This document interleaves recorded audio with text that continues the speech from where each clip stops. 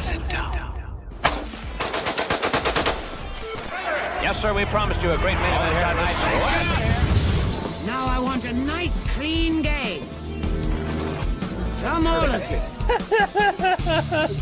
That's great. Come call us the R word. Yeah, even has moments of integrity. But this has been awesome, and we should do this again.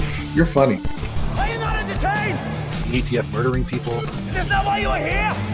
With the plan to exterminate the Jews of Europe. A radical libertarian. Things on homosexuality and stuff, or just the petty little things that I'm gonna hop in here real quick. Like, fucking yes, obviously I did that. And It's not a world is watching.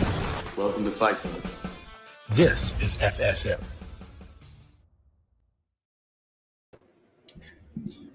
Hello, fighters. Welcome back to Fight Club. We got a great night for you guys. I have one of my best friends in the world joining me for most of it, and then the one and only Spike Cohen is going to be joining us in about an hour and a half, 2 hours-ish, to give his takes on his debate last week with David Hogg. And so Ben and I are going to watch through it, and we're going to have a great time. Before we get into all of that, we got to go over, the first rule of Fight Club is that you tell everyone you've ever met in your entire life about Fight Club. So like, share, do all the things, be all up in the comments. Let's have a good time. We are sponsored, of course, by Blood of Tyrants Wine. If you are looking for a nice night in while sipping on the blood of your enemies and taking down the tyrannical state with your dollars, go on over to bloodoftyrants.wine. Click that link in the description. Go get some wine. They've got a nice Merlot. They got a Pinot Grigio. And now they have an energy tea called Liquid Freedom that will keep you out there fighting for liberty all day. Go do the thing. All the links are in the description, so just go check them out. And I am going to just bring on my good buddy, if we can make these things work. Boom. See, it still ended up doing it that way. Gay. That's so funny. What the fuck is up, Bennies? How you doing? I'm doing great. Thanks for joining me. This is going to be fun. This is going to be great. I'm excited. It was really hard last week to not watch this because I'm like a huge Second Amendment advocate, but also I literally saw Spike Cohen twice last week. I had he was at an event up in New Hampshire that I went to, and then also I was able to go get dinner with him and Tasha on Friday night with Creatrix. Right. So it was a great time, but I literally I couldn't talk to anybody about what happened. So I'm really excited to witness the slaughter firsthand. I kind of had Twitter muted basically for a couple of days because I was trying not to get any hints from anybody, but I don't know. At least reaction wise, I heard it was a really good debate, so I'm excited for it. Yeah, I enjoyed it. So for those of you that don't know, Ben has not seen this yet. So we're gonna get live blind react from Mr. Weir here. I watched it live because I kind of had to. But so it's gonna be a good time. We're gonna watch through it together. And let me see if I can. I'm back to using StreamYard for the first time in a year and a half. So, are you liking it? I like StreamYard. So they added some functionality, which is, why I'm borrowing your StreamYard for this, because for this specifically, this is going to be so much easier here than it was going to be on Streamlabs, even though notice a lot. I love Streamlabs. For this, there was no way for us to do this on Zoom without it just being absolutely awful. Show. Yeah. All right. So this chick introduced them a little bit. I'm going to skip her thing because it was basically just we're here and we're debating guns in America, which we all already know. But she was cool. For the second question, do you favor stricter gun laws? No. I believe. Come on. They took an entrance those poll. Are our results of which it seemed like were very skewed because there was only 60 people in the room and they got 130 results to the poll the first time. Wasn't it and online? Yeah. Didn't they have it up online? Yeah, something like that. Yeah, but it was supposed to only be the people in the room doing the poll the first time. So it started off very much in Spike's favor. The second time that it went through, it was very much the other direction. Interesting. But yeah, I think the room was definitely for Hogg. The internet was for Spike for sure. All right. Survey. And thank you all once again, and I'm going to turn it over to Grayling for the debate. There we go.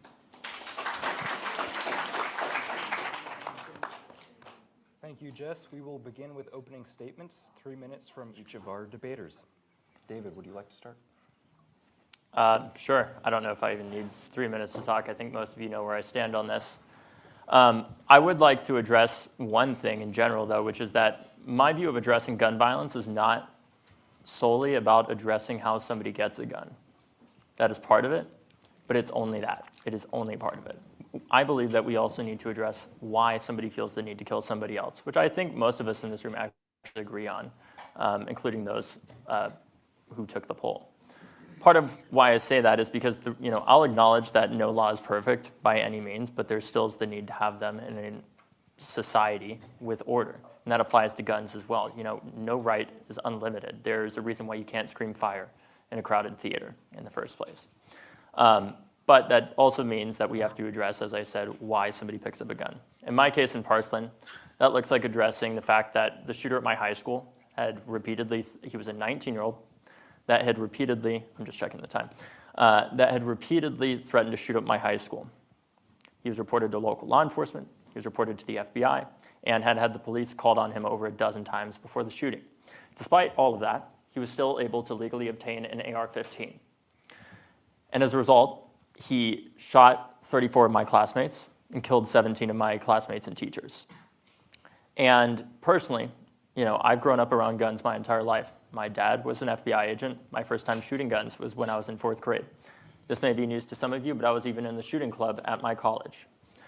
I understand the power behind these weapons, but I also understand that there's responsibility that comes with that in the first place. And I don't see that why there is any need why somebody who repeatedly threatens to shoot up a high school should be able to legally continue to own or even have an AR-15 in the first place. I don't believe that's an affront to anybody's civil liberties. I believe it's actually protection of all of ours to our right, to things like domestic tranquility, as are also talked about. And I think there's just a lot of nuance that has to be had in this conversation. I don't want this to be a screaming match between Spike and I know that he doesn't want that either. As entertaining as that might be for the 12 watch parties that you've set up, apparently. But I really think that this is supposed to be a conversation. That's what I want to focus on. I respect Spike as a person, even if I have disagreements with him. And I think the only way that we're going to make progress on this issue is addressing, the parts where we don't agree, which we hear all the time, and it's very entertaining.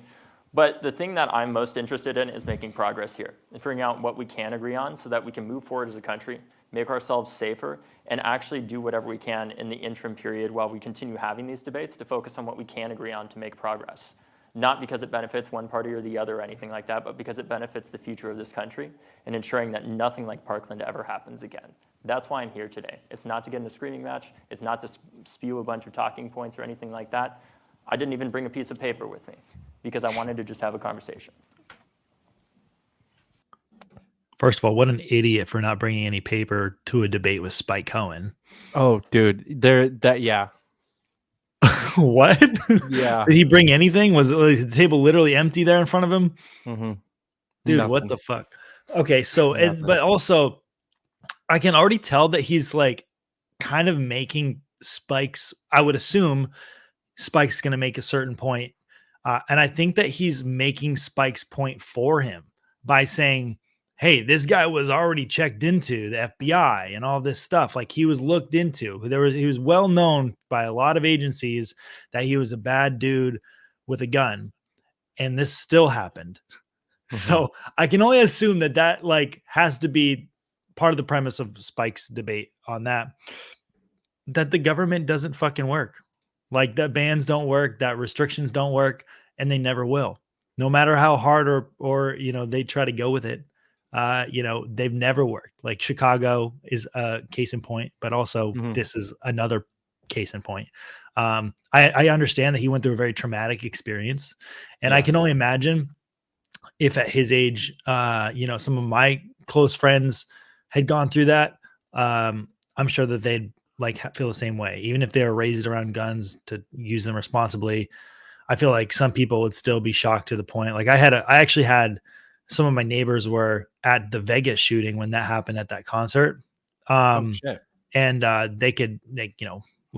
it was very traumatic experience. They weren't able to go out in public to events like that for years after it happened. But they were always very pro gun, very pro gun. And then after that happened, their social media pages flipped upside down. So, you know what I mean? So, but I really think that he's probably leading Spike right into a perfect argument here with that, but we'll see. I like the part about his dad being a Fed. That's fun knowledge to have. Yeah. Don't know if I knew that. Doesn't surprise me either. He starts off mostly nice here and is kind of trying to be like, we're just trying to have a positive debate. He started to I at least want to give him a chance here. He's like, hey, I'm the cool guy. Yeah, I'm not that guy you see on Twitter. I'm the cool guy. Yeah, we have a great discussion tonight. Thank you. Yeah, I think Spike's opening is pretty strong. Spike. Yeah, absolutely. I agree. No screaming allowed. And to be fair, I actually didn't set up the watch parties, David. We just found out there were watch parties, so we let people know about them. I agree with David. I think there actually are going to be some things that David and I agree upon on how we can deal with violence in this country. I think we're not going to agree when it comes to trying to centrally plan who can and can't have firearms. I think that's where the disagreement's going to happen. I'm happy to be here in Hanover, New Hampshire. And as you may or may not know, we are right now in one of the places, Grafton County, New Hampshire, and New Hampshire as a state, where it is one of the easiest places, actually the easiest place in the country to get a firearm. It has the least firearms restrictions of any state in the union.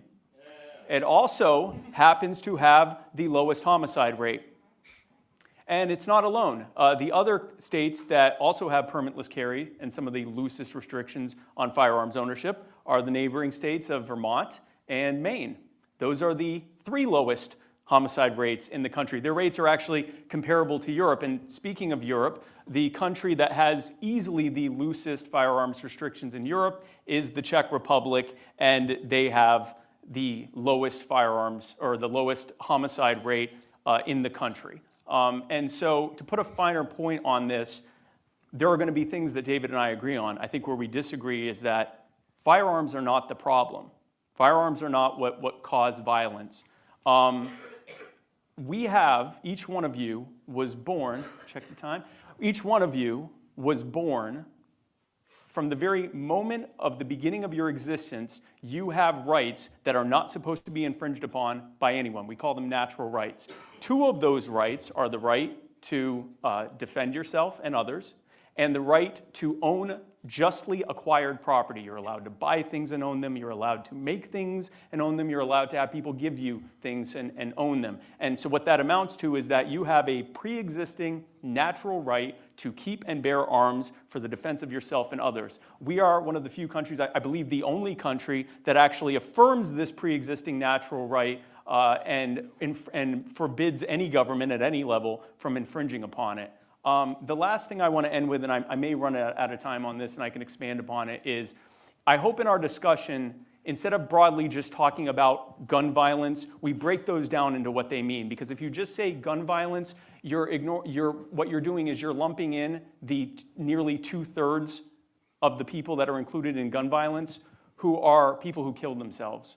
And every single, and I know you've talked about this as well, every single study that shows what the top reasons are for committing suicide, whether it's depression, whether it's substance abuse, psychosis, a cry for help where they didn't actually intend to kill themselves, but unfortunately they did. all of them were doing this because they felt like there was no hope. And as someone who has battled in the past with depression and anxiety, I know that feeling. And I cannot imagine a worse indignity than to lump people who said, I can't do this anymore, and who are not here to defend themselves against being lumped in with murderers. So I hope that we don't do that we don't just say gun violence, that if we're going to talk about it, we'll talk about it individually. And I went over, and so David gets 20 extra seconds on the next thing we talk about. So thank you guys for being here. Thank you. Well, that was a good. That was a good comeback. I mean, I think that like he set it off in the right way. I appreciate that he brought up like suicide being over 2/3 of all gun deaths. Yeah. And I think that anyone would agree suicides would happen whether guns were restricted or not. So like if you know what I mean, gun is like not even, you know, like there's a million ways to take yourself out of this world. The fact that guns are accessible or around doesn't really add to or take away that stat. And I actually think that in countries where you know, there are more gun restrictions overseas, the suicide numbers are equally in the same boat or higher. So the only like devil's advocate point I'll make, which David actually does bring up, is like it's rare to survive a suicide attempt with a gun, whereas most of the other forms have a fairly high survival rate, and then most of those people don't try again. Where if you've got a gun in your house and that's the thing that you're choosing to use to unalive yourself, then you're usually you got a decent chance of being successful at it. Is like honestly the only argument that I can see, which is why David does make it. But like, other than that, it's a completely different conversation, and David tries to make half of the conversation about that instead. Which really? Is, well, I'll let him do it. Moderated portion of the debate. First question: a well-regulated militia, being necessary to the security of a free state, the right of the people to keep and bear arms, shall not be infringed. Concisely describe your interpretation of the Second Amendment, including what, if any, limits on the possession of firearms are compatible with it. David? How long do we have for this section? 2 minutes. 2 minutes. So one, I want to address the fact that if we had the most historically accurate, one of my final papers I wrote in college was on, what would the most accurate interpretation today of the Second Amendment look like, putting aside as much as possible, obviously, my own biases, trying to look at what do the constitutional scholars say. So in one of these cases, there's a great book called A Well-Regulated Militia that breaks down a lot of the laws that were around at the time of the founding of the country and what a well-regulated militia actually looked like. And basically the closest interpretation to what we would have today if we did have a Second Amendment. That is such a commie talking point. Well-regulated means well-regulated. Like, it drives me insane. I hear this all the time by gun grabbers, and it blows my mind because your audio is completely off, by the way. Oh yeah, I'm muted. It blows my mind. Wait for it, because he's gonna make an even worse argument than you've probably heard yet. So amendment that was as aligned as possible play at the same time with what the founders wanted is not something I think that I would be happy with, and I also don't think it's something that Spike would be happy with. Because what it would mean is effectively every 18 to 45-year-old man, white man in particular in the United States, would be required or either provided an M16. And the federal government would be allowed to come into our house and ensure without a... By the way, M16s aren't even distributed anymore. The Army uses M4s. So that just is another point. But a warrant that you actually have that firearm in the first place. I think none of us wants that to be the case for multiple reasons on both sides of this table. I think, to me, so rather than warrantless searches to see if you have guns like he wants, we might have warrantless searches to see if you have guns. Hear the comments that he says about the lower gun death rates and everything. I'd like to bring up a counter to that, which is the fact that Massachusetts actually has the highest standard of ownership in terms of how hard it is to get a gun in this country, and it has a 70% lower gun death rate than the US national average. And in Massachusetts, it's not necessarily easy to get a gun, but personally, I don't believe it necessarily should be, because part of having a well-regulated militia, we understand in the context of what that meant, was well-trained, obviously, because they wanted to ensure that at the time they were worried about having standing armies for obvious reasons. They needed to have well-trained people to serve in the place of that army. And to me, what the closest interpretation, what I would like to see in the future, my dream scenario is not one where everybody has their guns taken away. It's one where we federalize Massachusetts state gun laws. And that's not necessarily going to prevent all gun violence, I'll be the first to admit that, but I believe it can lead to a substantial reduction in it. I have more to say on the suicide aspect, but my time is up. That is insane. He wants to federalize Massachusetts gun laws that don't work. By the way, there's a 70% less rate in Massachusetts because of the fact it's surrounded by safer states. It has nothing to do with the fact that they're over policing guns or regulating the guns at all. Most of Massachusetts is either gentrified or the boonies. Okay, so like there's not a whole lot of like it's not like what you'd think of when like in terms There's of exactly one major city, and it's the whitest, bougiest major city in the whole country. Right, and this dude's talking about like white gun violence and stuff like that. Like the well-regulated thing. I mean, I'll never get over this because like it is like the most it's the most like skin deep argument you could possibly provide. It just like all it is meant to do is to gaslight people. Like in my opinion, what did well-regulated look at that time? Because I promise you it didn't look like a military or a police state. Well-regulated was you knew how to use your firearm to protect you and your family. Like there was no police state in 1776. So, I mean, well, there was in 76. That's why we started something. Right. That's not what I had meant to say. Bad anarchist. But like it's just such a stupid fucking argument, man. Yeah. I also I will agree with the kind of sentiment that it meant well trained, but not as a you shouldn't have them if you're not well trained, but everyone should be well trained. Right. Which I think I honestly think is one of those places where if this was a more productive conversation, this conversation never really got to where Dave and Spike wanted it to be. I think something that they could talk about is like better training in schools and stuff like that, because I think that's something that David is actually pro. Is like better firearm safety training and like state funded, guaranteed like firearm safety training. When I ran for sheriff, like one of my biggest things on my campaign was like better de-escalation training and stuff like that for the police, but also like I wanted to provide firearms training that didn't cost anything to the taxpayer for people who are interested in learning how to use their guns properly and stuff like that. Those are things that like we could be doing as firearm owners or people who love guns. Like we can be doing that for free. You shouldn't have to pay hundreds of dollars. Now, don't get me wrong. I don't think like just anyone that has a gun is qualified probably to shoot, to train people. I'm not asking them to be certified or qualified necessarily, but there's a lot of like people who like have really poor gun handling that probably claim to be snipers, and that's just not true. You know what I mean? So, whereas like, I don't know, there's a lot of people that are fully trained and do know what they're talking about.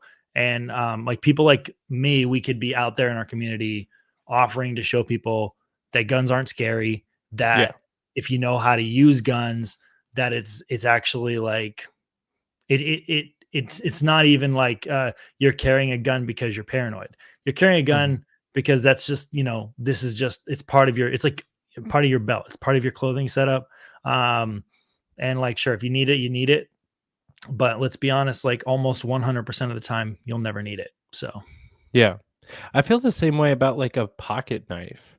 And Oh yeah, I carry a knife on me. Not even for self-defense. It's just for utility. But I feel like in a similar way, hopefully you need a gun significantly less than you need a pocket knife, right? So this is a little silly of an example, but like, you don't really realize how useful it is until you carry one every day, and then you stop.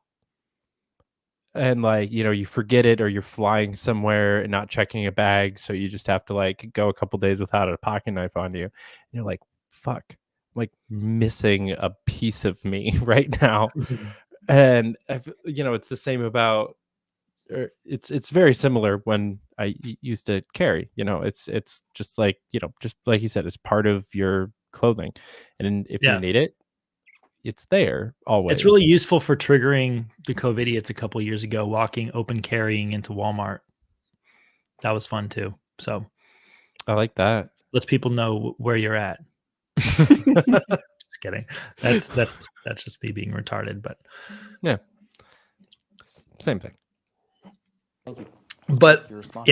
Yeah. So I think it's important to look at what the founders said, and so. Let's start with the guy who wrote the Second Amendment. Whereas civil rulers may attempt to tyrannize, and as the military forces, which must be occasionally raised to defend the country, might pervert their power to the injury of their fellow citizens, the people are confirmed by this article, the Second Amendment, in their right to keep and bear their private arms. The writer of the Second Amendment was very clear. This is confirming a pre-existing individual natural right for you to keep and bear arms, and he's explicitly mentioning the fact that you should be able to do that, if necessary, to rise up against your own government. Keep in mind, this was a revolutionary government that was being created right after a violent revolution to remove the previous rulers. That is the intent of the Second Amendment. I don't know of any founders who indicated that they were mandating the use of firearms or the ownership of firearms. David, I'm happy to hear your thoughts on that if there was that did. I've not seen anything to that. It's that every person should be able to their own ability and volition, be able to be armed and trained in that, so that we have a large pool from which to draw for a militia if necessary. I want to address what David said. David is correct. Massachusetts is definitely on the lower scale of all violent crime, including that with a gun. Of the 10 lowest murder rates, Massachusetts is among them. 8 of the other states have permitless carry. So what it turns out is that this is a chart. I don't know if you guys can see this, but in this chart, I hope you all have eagle eye vision. Those at home may be able to see it. This is the number of guns per people, or rate of gun ownership by in that state, and this is the gun murder rate. So not just the murder rate, but the murder rate by gun. And what you'll notice is it looked like I dropped a bunch of sprinkles on the page. There's no correlation between gun ownership or ease of access to guns and homicide rates. That is your time. If it would look like this if that were true. Anyway, go ahead. David, a 30 seconds. That's a good point. Response. Okay. Anybody that's taken a basic statistics class knows that there are 3 types of lies: lies, damn lies, and statistics. That's what I think that is. Okay. And let me explain why. Right. He's not wrong. First of all, can I see that so I can understand the data? There's like, I'll say this. When it comes to that, like he's right. So that a lot of stats are lies, but like but with this, at least on this type of graph, it does prove that there's no direct correlation. There's, when he's talking about statistics probably relating to things like money, which they just make up anyway. So I don't know. Yeah. And COVID charts and stuff like that, which is funny because a couple of years ago, he might've said the exact opposite when it comes to the stats surrounding medical procedures, but I digress. Yeah. I mean, there's definitely plenty of bad stats on both sides of this argument, but that wasn't statistics. That was, I mean, it is technically, but that's asking a specific question and getting the actual answer to that specific question. It's not here. This is the question you should be asking. It's like, is there a correlation between states' gun laws and the death? No. Okay. Moving on. Like, There's a difference between data and statistics, I think. Yeah, it's very. I mean, it's hard to give impartial stats for sure, but I like this isn't one of those situations at all. So right. I need more time to look at this chart, obviously, but from my understanding, based off of what Spike said, should have brought paper, bro. That in a state like Vermont, people are going to own a lot more guns per person. But guess what? There's also less people in Vermont. You know where there's a lot of people? Massachusetts. It's an urban state, and it still has an incredibly low gun death rate. Right, so that's per capita. Spike, so that, oh, sorry. 30 seconds. Go ahead. Yeah, okay. Right, so that's per capita. So the number of people wouldn't actually matter because it's per capita. So by the way, this is also international. How much time do I have? 30 seconds. Oh, okay. Yeah, I'll get into that later because I know where that'll go. Yeah, no, you're right that there are different layouts. But if you look, that's a mix of rural, suburban, urban states. It turns out that there are a lot of other factors, ones which I believe that we would agree on, things like the prevalence of the war on drugs, over-criminalization, and things like that that contribute to death. Putting a fine point on this, it ain't the guns, which is my point. Next question. Polling shows that a plurality of the U.S. population consistently desires stricter gun control. Should any right be unassailable by a Democratic majority? And if so, does that right protected by the Second Amendment fit this bill? Can you repeat the question? Yes. Polling shows that a plurality of the U.S. population consistently desires stricter gun control. Should any right be unassailable by a Democratic majority? And if so, does that right protected by the Second Amendment fit this bill? Spike. No. Spike, you can start. Yeah, so I recently saw a poll that said that 64% of Americans supported the Bruin decision, which basically said that almost all, if not all, gun control is unconstitutional. So I'm interested in that statistic. I will also say that there was a poll done a few years ago where 30% of people who were polled said that they supported bombing Agrabah in order to reduce terrorism. Agrabah is the fictional city in Disney's Aladdin. It is for that reason that, no, I never support allowing your individual pre-existing natural rights to be infringed upon based on what a majority vote means. I shouldn't have to explain to everyone in here what the history of the majority deciding what the minority is or is not allowed to do look like. By the way, part of what that looks like is gun control. In the Dred Scott decision in 1857, Chief Justice Taney said, well, of course we can't treat black people like people in this country. If we did, they'd be able to own firearms and carry them wherever they wanted. Gun control is actually one of the best examples of what happens when you let a majority population decide that a minority population shouldn't be allowed to exercise some of their rights. It looks like a large group of racist white people telling black people you're not allowed to own firearms for your safety.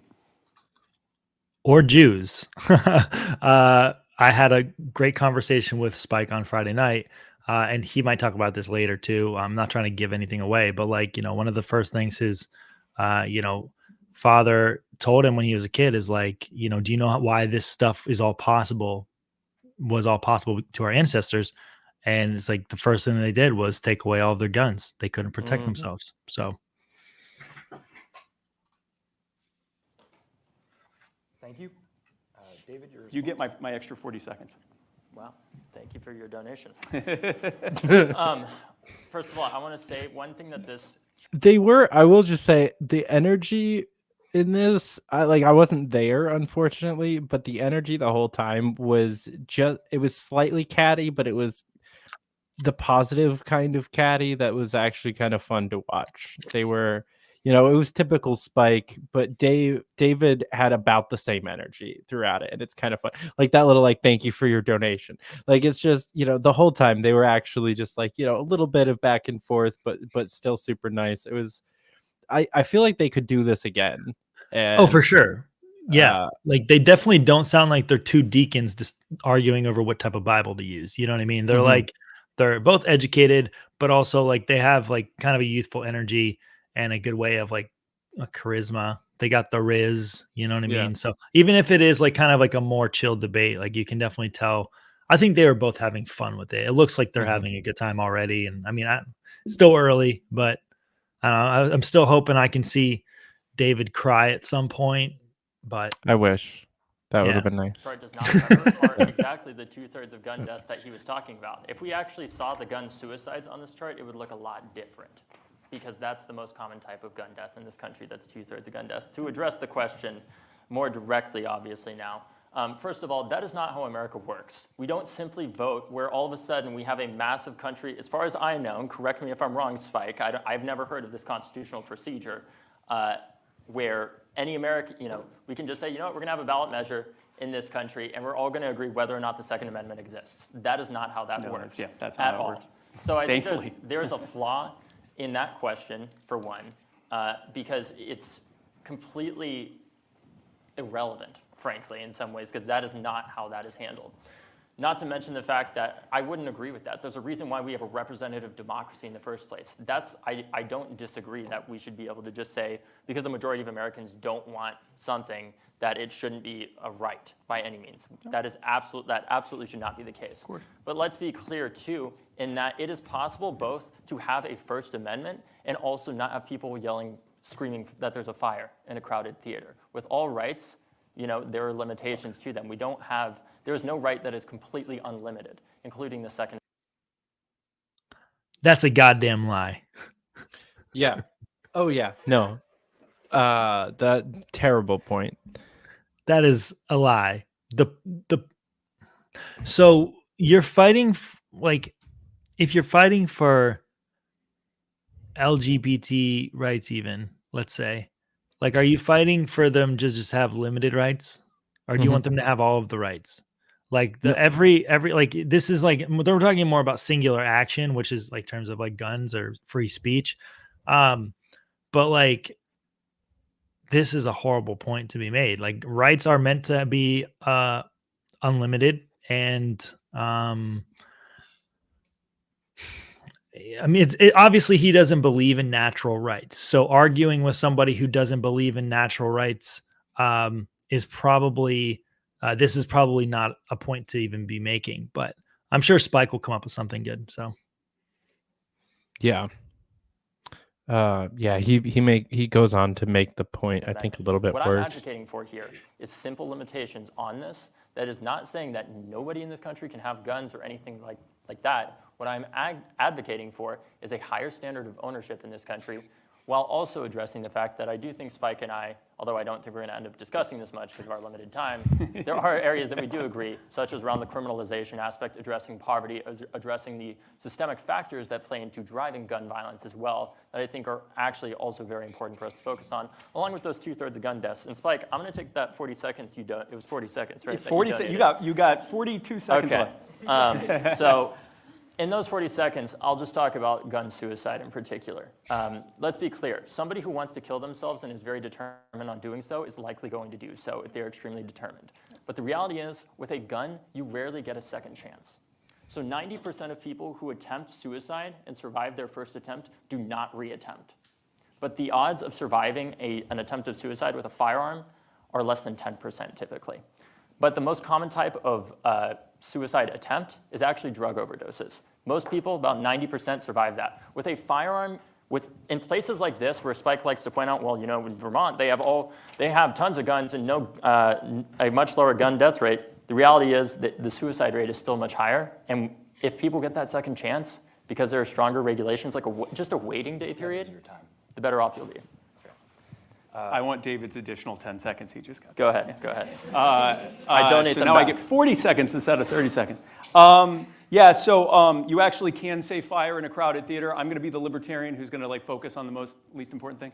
You can say fire in a crowded theater. The decision in which a justice said that you can't was used to justify an act in the Alien and Sedition Acts that was later ruled to be unconstitutional. If you yell fire in a crowded theater, you'll be trespassed, but you didn't actually break a law by saying that. The First Amendment is every bit as inviolable as the Second Amendment. Second of all, you are correct about suicides. And I was actually compelled by the fact that there hasn't been any study that has shown that gun control reduces suicide rates. And I was surprised by that because you are correct. Someone who uses a gun to commit suicide is more likely to to succeed, unfortunately. But we've seen the data. It doesn't actually, gun control, we haven't, and I'd love to hear from David on this, but gun control. Your time is up. Yes. Just give him my time, I'm sorry. Keep moving. Yes, sorry. Go ahead. But David, your final 30-second response on this question. I mean, like back like in I don't know, in Romans used to just fall on their sword. So like, like I said, if you need to kill yourself or you want to, you're gonna That make it seems happen. like it would be a pretty successful way to They do it. literally fell on their sword, dude. Like, like it was pretty successful because they couldn't like this thing was just go all the way through you. So yeah, not a whole lot of wiggle room there.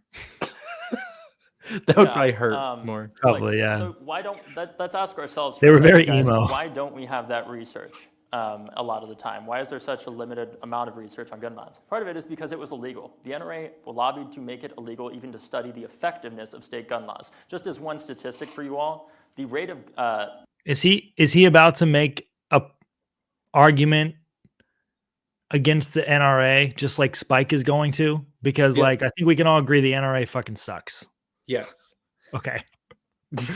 About a similar number of people die every year, from my understanding and research, from guns, including gun suicides, as die from sepsis every year in the United States. You know how much money the federal government typically puts in every year to study sepsis? It's $1 billion. Until I was 18, for the first 18 years of my life, the federal government gave pretty much $0 to study gun violence. All right, moving on to the next question, which is quite related to something that you guys have already brought up. In 2023, there were over 40,000 gun deaths in the United States. A little over half of these were suicides, with most of the rest being homicides. Should action be taken to address this problem? And if so, what does the solution look like? David. How long? 2 minutes? 2 minutes. Yes, obviously action should be taken to address this problem. I think the first step is actually not even something related to gun laws. I think it is massively scaling the amount of research funding that we're putting into the CDC and NIH to study what gun laws actually are effective, and not just gun laws, but what programs are the most effective at reducing gun violence. That doesn't just mean addressing laws, but addressing things like violence intervention programs that the federal government has started to invest in more, but we still don't know how effective they are because we don't have enough research on it. I think the other way that it looks like is doing what we did. What I'm talking about here, what I want to do is not some crazy thing that's, some completely new policy invention. My dream scenario is just doing what we did with Obamacare, where we took that from Massachusetts and federalized it, and doing the same thing with Massachusetts state gun laws that thus far have been ruled largely constitutional, despite Bruin, and proven largely effective, even in an urban state like Massachusetts, where, unlike in Vermont, people actually live less than a mile from each other in Massachusetts. And guess what? If you live that far from somebody, you're a lot less likely to get in a fight with them and potentially harm them than you are in a place like Boston, for example. And I think the other thing that we need to do is also have a holistic approach where we aren't just addressing how somebody gets a gun, although I obviously care about that. We need to address the fact that, frankly, the reason why shootings don't happen, and I agree in some respects with Spike on this, the reason why gun violence doesn't happen every day in a place like Parkland, I'll be the first to say, is not because we have the strongest gun laws in the country or the most police officers. It's because the median household income in Parkland is over $100,000 a year. And people having opportunity and hope, people having jobs, people not needing to struggle to get by is one of the best ways of preventing violence, and that doesn't even deal with gun laws. And if Spike wants to work on that, I'm more... Wait, is he like trying to imply that most gun violence isn't committed by mass shooters and is committed by thugs? Because if you make more money, you have more opportunity and blah, blah, blah. Like, okay, so like, why isn't this guy like, instead, if that's what he really believes, if money is the problem, then why aren't we just giving everyone free money like UBI? Why isn't he fighting for something like that? I think he actually is pro UBI. Well, of course he is. I know he's pro like universal health care. But if everyone had $100,000 a year, like gun violence would be solved. There'd be no more thuggery. So if that's what he probably thinks. I mean, if Keynesian economics is real, that would be, I would mostly agree with that, though. I wouldn't, because then the people who make $100,000 a year are going to make $200,000 a year. It's just going to create a whole new level of poverty. Obviously, I don't agree with the UBI side of it, but I agree that if there was a way to make it work, like if economic realities weren't weren't a real thing and it wouldn't just, inflation would cover for all of it and it would still be a shitty life, blah, blah, blah. If we could reduce just economic struggle and poverty down to next to nothing, I think gun violence would go down to next to nothing as well. I mean, the closest thing that we can agree agree with is probably like negative income tax. And I don't think having a negative income tax would come anywhere close to solving gun crime or lowering it by any substantial amount. I mean, I think that there's a lot of things that we could do to make people's lives better than they are currently from a libertarian standpoint, economically, that I think a chunk of them he would probably at least agree on. And the hows we're not going to agree with on him too much, but I do agree with him that part of the problem is economic disparity. That's clear across the board, no matter what stats versions you're looking at. Gun violence is more common in places where there is a higher population that's below the poverty line. Like that's just a fact. Right. But that has nothing to do with guns because just the violence rate in general. Wouldn't they be safer if everyone just had a gun in those areas? Arguably, if there's equal playing field to everyone. I mean, we're not talking about just like thugs on thugs, like people breaking into people's houses and stuff. Like, obviously, you're less likely to break into someone's house if you think that there could be a firearm inside. So, I think, and that's why the actual stats, if you include cities and not just states, that stat actually is very skewed. The problem is that there's a lot of states with really lax gun laws where the cities have really high gun laws and really high gun violence. And that's what makes them that's why that map just has no correlation in any direction. It doesn't prove Spike's point, but it also doesn't prove David's. If you include cities in there, it does. Very much so. More than willing to have that conversation and work on that together to figure out what we can do there. Because I don't believe that everything is like you either have to completely agree on everything or you just can't work together. I think there are common grounds here that we can work on together. Yeah, no, I agree. There are many other factors involved that we need to deal with. I'm sorry, I forgot your question. Oh, 40,000 gun deaths. So when you look at gun deaths, they broadly go into 5 different categories. Suicide, which is nearly 2/3. Murders, which have been steadily dropping. There is a multi-decade trend of the steady dropping of the murder rate over time, even as there are more and more guns per people in this country, 420 or so million and counting, about 13 million a year being added to that. Then you have justified killings, which have actually kind of been going down as well, because when there's less crime, there's less people killing the criminals that are victimizing them. You have police shootings, which also have been going down roughly the same as the crime rates going down, because less crime equals less police interactions equals less police shootings. There's also been a lot more police accountability, not nearly enough, and I think David agrees with me on that, but there has been some measures that have reduced the number of shootings as well. And then finally, accidents, which have dropped by 90% in the last 40 years. As a result of safer, better manufacturing of guns, and also because of more access to training on how to properly use the guns. Interestingly enough, most of that has happened during the time that there are fewer and fewer states that require any kind of licensing or permits to own guns. So we're seeing that if there was ever an argument that licensing reduced accidents, it certainly doesn't. They're reducing on their own. The reason that the gun violence rate is going up is because after many years of going down, the suicide rate is going back up. And I think if we're looking at gun violence as a whole and realizing that literally every other form of gun violence is dropping except for suicide, this is not a gun problem. It is a suicide problem. And the committing of suicide is increasing from all types of usage, including guns. That is what we are looking at here. All right. It's a mental health problem. I mean, the mental health is what directly leads to the suicides, what leads to people trying to, do insane amount of drugs, try to kill themselves with them or even to shoot themselves.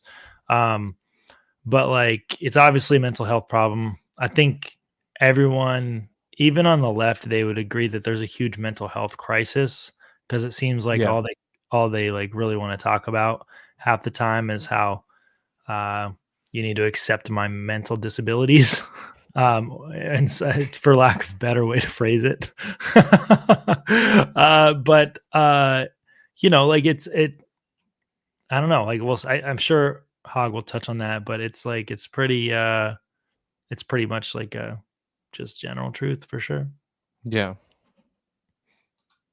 A follow-up question. Why does the U.S. have this problem when other developed nations do not? 1 minute response, David. It's the guns. Hate to break it to you guys. I mean, you want to talk about graphs? I wish that I had my own printout of a graph of the countries that own the relationship between the rate of firearm ownership and the gun homicide rate, even putting aside the suicides. There's a pretty strong correlation with all these developed countries, even the ones that have stronger gun laws like Switzerland. Is there a way? I know you know the Giorgio meme from Ancient Aliens where he's just like, aliens. Can we do that? But like, he's just like, guns. Can you like meme that for me? We'll just like, yeah. So somebody in the chat do that while we're doing this. Yeah, somebody meme David Hogg, just guns. Put his face all over Giorgio. His hair is very about similar. the same. Yeah. Yeah, they're very similar. So I don't know. Just came to mind.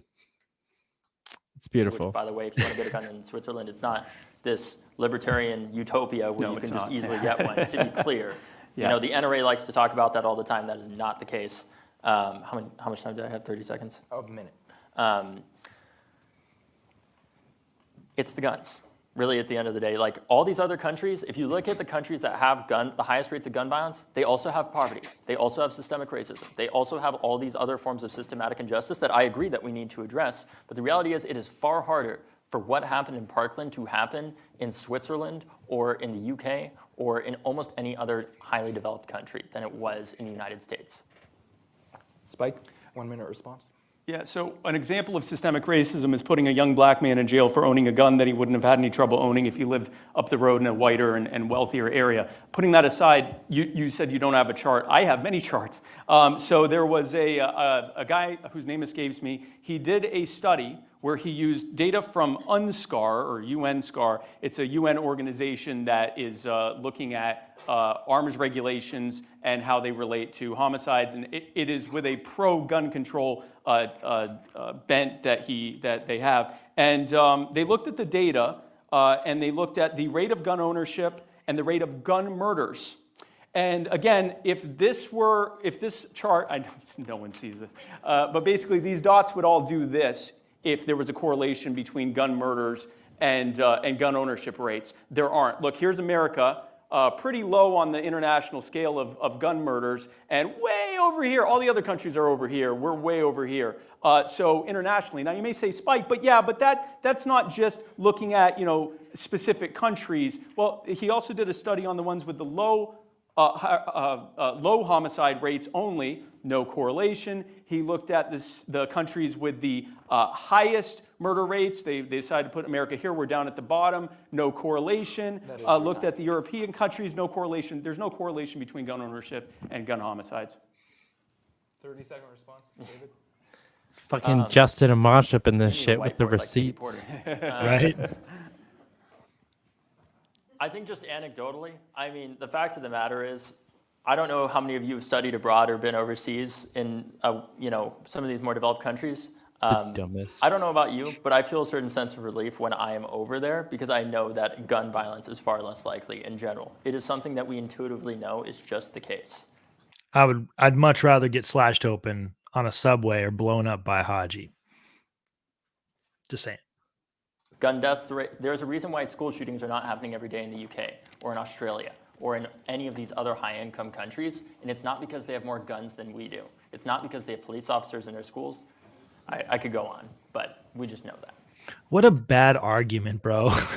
Right. Like, I know you just showed all of those graphs that disproved what I said, but I feel better because my preconceived biases tell me I'm safer. But this is the worst part. Argument. That's the worst part about this whole thing is that like our people are gonna we obviously Spike won the debate. His people are just gonna be like, oh man, Hogg just destroyed this guy in front of everybody. You know what I mean? So like, in my opinion, while these discussions need to happen, I'm not sure if there's a lot of conversion that actually happens with these debates. I think it's really like, but the conversation, it needs to keep happening. It needs to be something, but like I think it's more probably effective between us and our neighbors instead of having like our favorite celebrities discussing it. And you know me, like I love Spike. If there was a messenger to do this, it's Spike Cohen. I trust him to have these debates and these discussions at that level. For me, I think it's easier to just walk down the street and talk to a neighbor about it. But yeah, I don't know. I've seen results out of things like this previously where especially like a Dave Smith who does this kind of stuff a lot. I've definitely seen people who, like were fans of other person, saw them debate a libertarian, and not that they were converted right then and there, but just if you're a David Hogg supporter and you're watching this, the fact that it's been pretty cordial, pretty chill, pretty okay the whole time. Spike's making some really good points. There's some parts where Spike clearly upstages David. Like, you're going to walk away from it going, those guys aren't crazy right-wing extremist nutbags like I thought. And at least, move in a slightly positive opinion direction. Typically, not all of them, but, a 10, 15% are going to be like, that guy made some decent points. Not become a libertarian right away, but maybe follow Spike on Twitter and see some more stuff. Yeah, I mean, I hope it is effective. I mean, I'm obviously skeptical because now I'm 34 and I'm a lot more stubborn than I used to be when I was a college kid. I guess like this is out of college. A lot of these kids are forming a lot of their opinions that they'll probably have the rest of their life.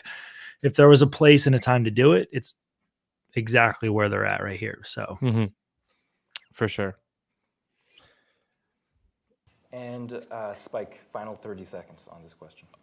Sure, yeah. I mean, the fact is that data proves what it does. And the thing about anecdotes is that even if, you're a nation of 350 million people, if the homicide rate was 0.000001, there would still be dozens or hundreds, whatever that works out to, horrific stories of people being, hurt with guns. That's the reality of the things. That's why we have to look at the data, because that data represents people being murdered and individual stories. I can't tell you about feelings of safety, but I feel pretty darn safe here. And this is one of the places where someone is most likely to have guns. I'm not saying guns in and of themselves make us safer. I'm saying that they don't really have an immediate say on whether we're safer or not. And by trying to centrally plan who has guns, we're taking them away largely from peaceful, law-abiding people, which means the only people left with guns are the ones who don't care what the laws are, and that doesn't make us any safer. All right. Moving on to the next question. In addition to our very high rate of gun violence compared to other developed nations, the U.S. leads these nations in mass shootings and leads the entire world in school shootings. Why are these tragedies more frequent in the United States, and what should be done to protect American children? David. First of all, I just need to address the fact that this source, and this source, if I turned them in, I would have gotten an F in college, because they're all from Wikipedia. No, they're Wikipedia. The source says it's Wikipedia. Okay, it's from hold on. No, I'll respond. Go ahead. Beyond that, what was the question? Reset his thing. I gotcha. What's the question? In addition to the high rate of gun violence in the United States, we lead developed nations in mass shootings and lead the entire world in school shootings. Why are these tragedies more frequent in the United States? And what should be done to protect American children? Well, I think it's pretty, you're probably going to not be surprised by my answer. It's the guns. The fact of the matter is we have pretty much the highest rate of firearm ownership of almost any country, at least any large country in the world. Naturally, when that happens, you're going to have more instances of gun violence, of gun suicide, and mass shootings as well. And how much time do I have for this one? It's 2 minutes. 2 minutes? Okay, great. And look, the other day, I don't know if anybody saw a different presidential candidate RFK Jr., really amazing guy, obviously. He was talking about how the reason why gun violence is so prevalent in the United States is I just want to point out a different presidential candidate because he thinks Spike's running for president. Because of antidepressants and violent video games. I didn't know that America was the only country where people took antidepressants and played violent video games. The difference is in these other countries, it's a hell of a lot harder to get a damn gun, frankly. That's why these shootings... But how much harder is it to get violent video games? Oh yeah, no, I mean what he's doing here is straw manning Spike with RFK's really fucking dumb point and then smacking it down, which is a stupid debate tactic, like a shitty debate tactic, but when left unchecked, works. Especially when the point is as stupid as the one RFK made, because he's not wrong. RFK did an interview a couple days prior to this where he blamed the entirety of the mass shooting epidemic on violent video games and SSRIs. Yeah, I saw that. He's fucking moronic. Yeah. Don't have nearly as much gun violence. Of course, there is a cultural component that we have to address as well. But the reality is it is a lot harder, even if you're somebody, there's all these people that say all the time, David, gun laws just don't work because criminals don't obey gun laws. But there's so much nuance that talking point leaves out. The shooter at my high school was a 19-year-old. Is there nuance to that talking point? He was a point? criminal, but he was not a criminal mastermind. He was a 19-year-old that was able to legally go out and obtain an AR-15 with a high-capacity magazine and murder my classmates. He did not have connections to the cartel or the black market, right? Obviously, in some instances, people are still going to be able to get guns, but an instance like that, where somebody repeatedly threatened to shoot up a high school, not only should they have not been able to get an AR-15, and I don't believe that actually infringes on anybody's rights. I think it actually protects our rights to safety in the first place, right? I think that's just common sense, and that's what I'm advocating for. It's not a world where everybody, has their firearms taken away or anything like that. That is not what I want. Also, that would be logistically impossible and constitutionally impossible. But that's my opinion. Spike, your response on school safety. So first of all, I apologize for interrupting. I apologize for that. That was uncalled for. I'm glad you got your 30 seconds back. Second of all, the Wikipedia listings are of the data that was reported to UNSCAR, both of the firearms rates per person, the firearms per person rate, and the homicide rate, which I actually believe is the data reported by the individual country's governments. So that's where that's listed, but it's not. The source isn't. Trust me, bro. I saw it on Wikipedia. If it was, you would be 100% correct to call me out on that. So when it comes to the U.S. We had basically no mass shootings or no school shootings in this country up until a relatively recent period of time. From 1949 into the 1960s, there were basically no mass shootings until the late 1960s. This was at a time when students routinely brought guns to school, and many schools had shooting ranges where they taught shooting and proper gun use. So again, the problem, at least in America, was not the guns. In 1990, the Crime Control Act was passed.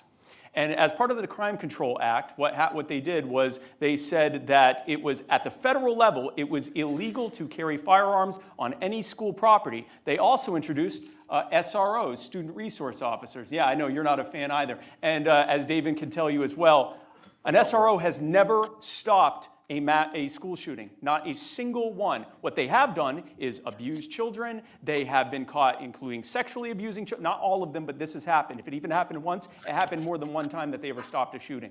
They are not useful. So basically what the federal government did is said any peaceful law-abiding person in this school is not allowed to own firearms, and we're going to over-police it as well. In other words, they introduced the conditions that it imposed on the inner city into government-run schools, and lo and behold, we suddenly started having school shootings. That's what caused that. That is your time. Oh, that is my time. Okay, I'll address the assault weapons thing next. Can I get a 1-minute response?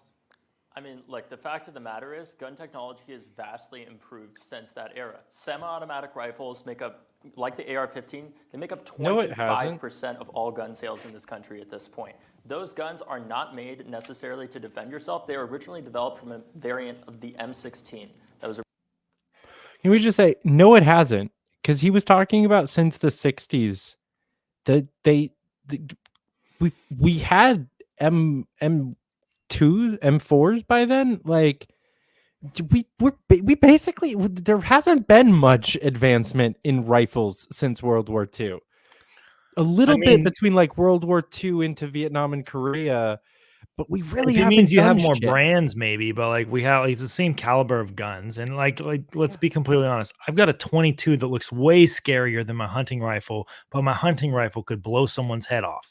So like this is just it's just more straw manning. That's all this is. It's ridiculous. That's what the little clip in my intro was from, a video from Reed's channel to demonstrate the massive size and difference, because I'm just shooting a tiny little AR-15. Like it looks scary in my hand, and but it's because I'm bump firing it. Like yeah, it's not even full auto, you know. But of course, I'm sure David wouldn't notice the difference. Originally developed as part of a competition. I could go into the whole history of it, but it was made effectively for the U.S. military. And those weapons are made for the jungles of Vietnam. They are not made necessarily to defend yourself. And frankly, if you're defending yourself with a rifle from 1,000 feet away, unless you're in a place that's really, I mean, it is hard to imagine really any compelling argument to why that's the case, especially considering the fact for most of U.S. history, you actually had a duty to retreat. You had, even on your own property, you had. Did he like really like say,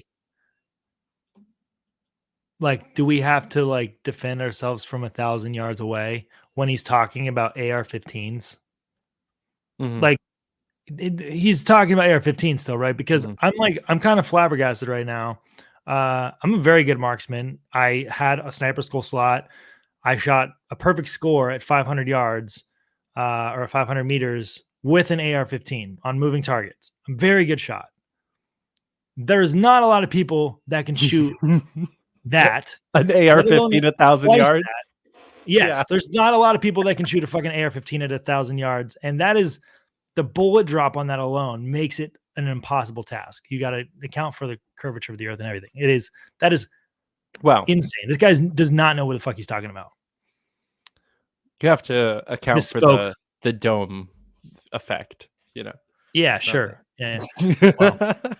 And his empty dome effect. He doesn't know what he's talking about. But to prove that your life was so in danger that you had no other choice but to kill that person. But what we've seen with the passage of laws like Stand Your Ground is more gun responsibility. It's more irresponsible salesmanship and gun ownership, where people shoot first and ask questions later. Spike, 1 minute response. Yeah, so I believe that standard of having to retreat started in the 1940s with the Model Penal Code, which was explicitly added in order to make it harder for marginalized people to claim that they were defending themselves. Prior to that, we had decisions like Bad Elk versus Oklahoma, where a Native American killed 2 police officers who were attempting to arrest him, and the federal government ruled that he was within his rights because they weren't in the right jurisdiction. That's what it used to be. Anyway, back to the, I'll go to the assault rifles thing. David's right. There are 25 million and counting assault-style rifles in this country. There are about, I believe, 3 million, give or take, being added to that every year. And you are more likely to be beaten to death than you are to be killed by someone wielding an assault rifle. You're 3 times more likely to be stabbed, and you're something like 17, maybe it's 14, but it's in the teens, times more likely to be killed with a pistol. So that's really, it is, and that's with any rifle, including hunting rifles, not just assault rifles. It is why in 2004, the Department of Justice, go ahead. No, let him have his time, go ahead. It's just that one sentence. In 2004, the Department of Justice determined in a study that the assault weapons ban had either no effect on the murder rate in the U.S. or so little effect that it could not be measured. Okay, as a follow-up question on the topic of schools, should schools be gun-free zones? And should schools arm teachers or increase armed security? Folks, how much? 2 minutes? 2 minutes. Such a bullshit. Like, you're going to notice a lot. One common theme with most of the things that, again, I have a lot of respect for Spike as a person. I just don't agree with him on the issues that we're arguing about, obviously. The reality is a lot of what he's bringing up is going to have one common theme. It's selling more guns. Because that is what we've done. We've created a society and a system of incentives for these gun manufacturers where they are protected from liability because they're one of the pretty much there are 3 industries in the United States that cannot be held civilly liable. They are the MLB, nuclear energy companies and the firearms industry. And the only exception to that is if you manufacture a firearm and it is improperly used and it goes off and blows up in somebody's face. But I do think schools should be gun-free zones because I think they should be schools and not prisons. I think that they should be schools and not police states for our children. I think that there's actually a strong libertarian argument to be made that having guns in our schools endangers the future of our country because we're effectively grooming our children to believe. I have a story I could tell you offline, but I don't want to incriminate myself and get swatted. So that they're safe nowhere in many ways, and it makes them more compelled to believe that they need, that they just can't be safe in the first place. And I think, for the record, I know we actually need to get through this and need to stop pausing it too much, but I actually 100% agree with the point that he just made, even though I think having the be gun-free zones is part of the problem. This whole turning the schools into police states, grooming kids into wanting to live in a police state, I agree with that point. And obviously even Spike will agree with no SROs. We don't want to fucking put a bunch of cops in the schools and stuff. I 100% agree with that point. And that let's just making there. For a second, yeah, to answer on the that Armin too. teacher's question. I'm more in the camp of 7-year-olds should be allowed to conceal carry, and we should have gun vending machines in elementary schools. But how many of you have ever had an argument with your teacher or professor? How would you feel if that person had a Glock 19?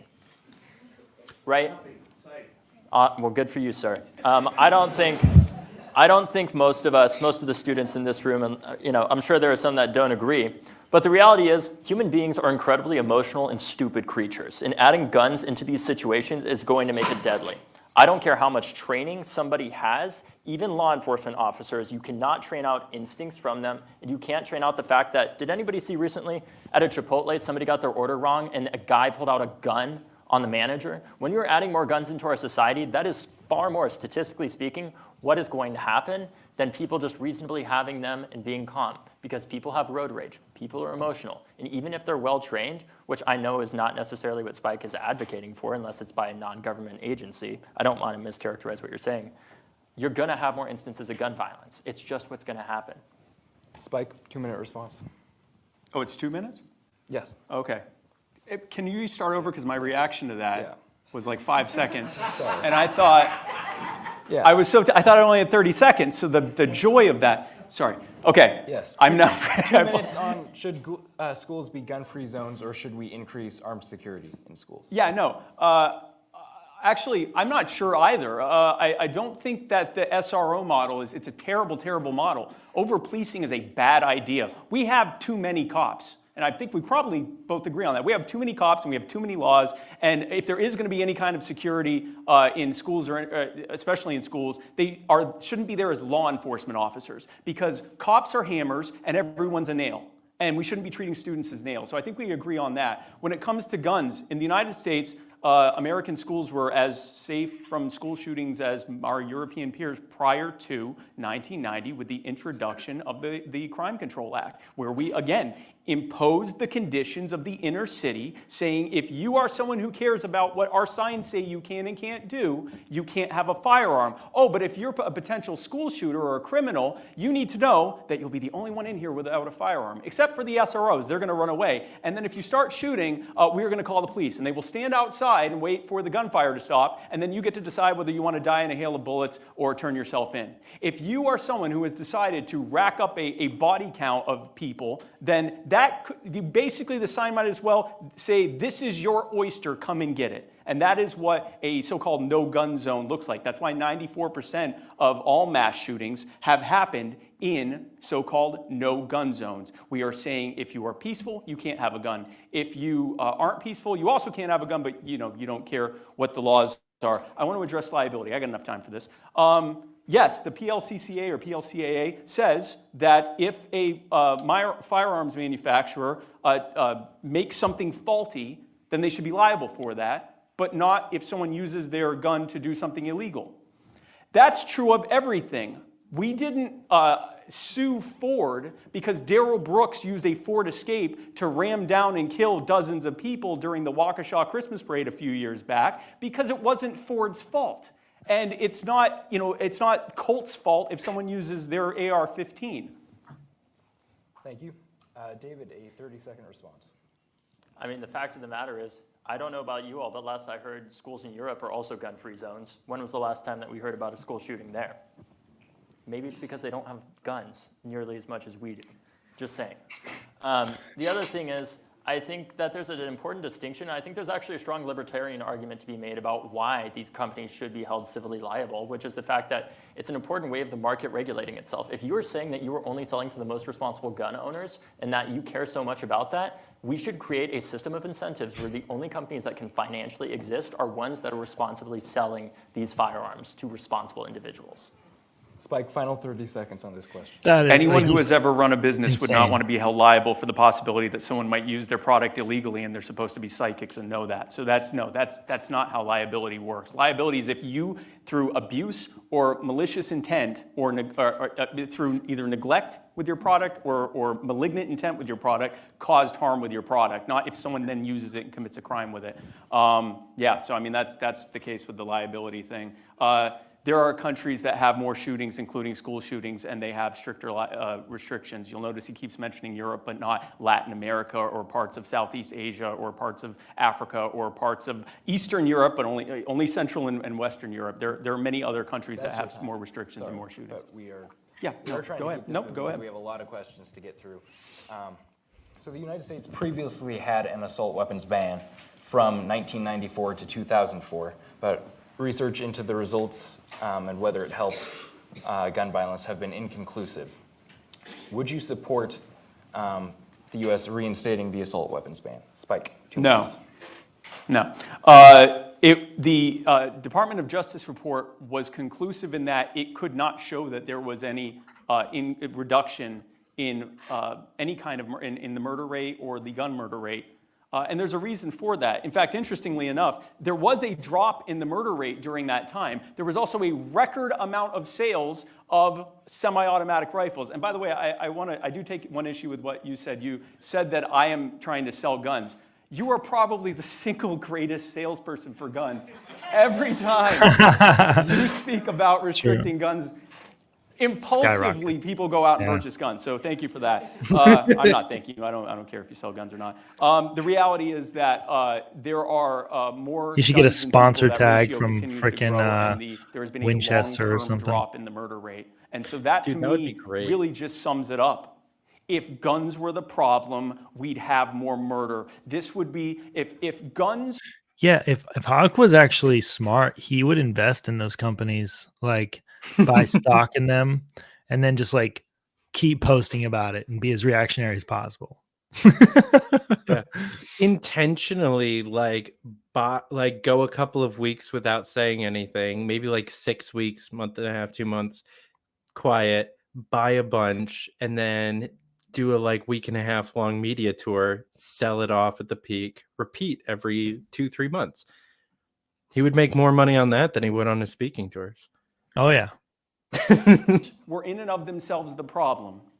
We would not be sitting here in Hanover talking about why things are so bad in Baltimore. We would be in Baltimore talking about why things are so bad in Hanover. It is not a gun problem. There are many, many other factors. And then, yes, when criminality ensues, a gun is an effective tool to kill people, and they'll probably use that. But if you were able to magically take away all the firearms only from criminals, they'd use another tool. Because again, guns are not the problem, and if they were, we'd see it borne out in the data. Even at the national level, this is the Gifford score with gun control. The Gifford score, it didn't matter how much gun control a state had, it was all over the place when it came to murder. Oh, except for DC. DC has some of the strictest gun control, and it had such a high murder rate compared to the 50 states that it literally compressed all the other data because it was like more than double the highest murder rate in the states. David, 2-minute response on assault weapons ban.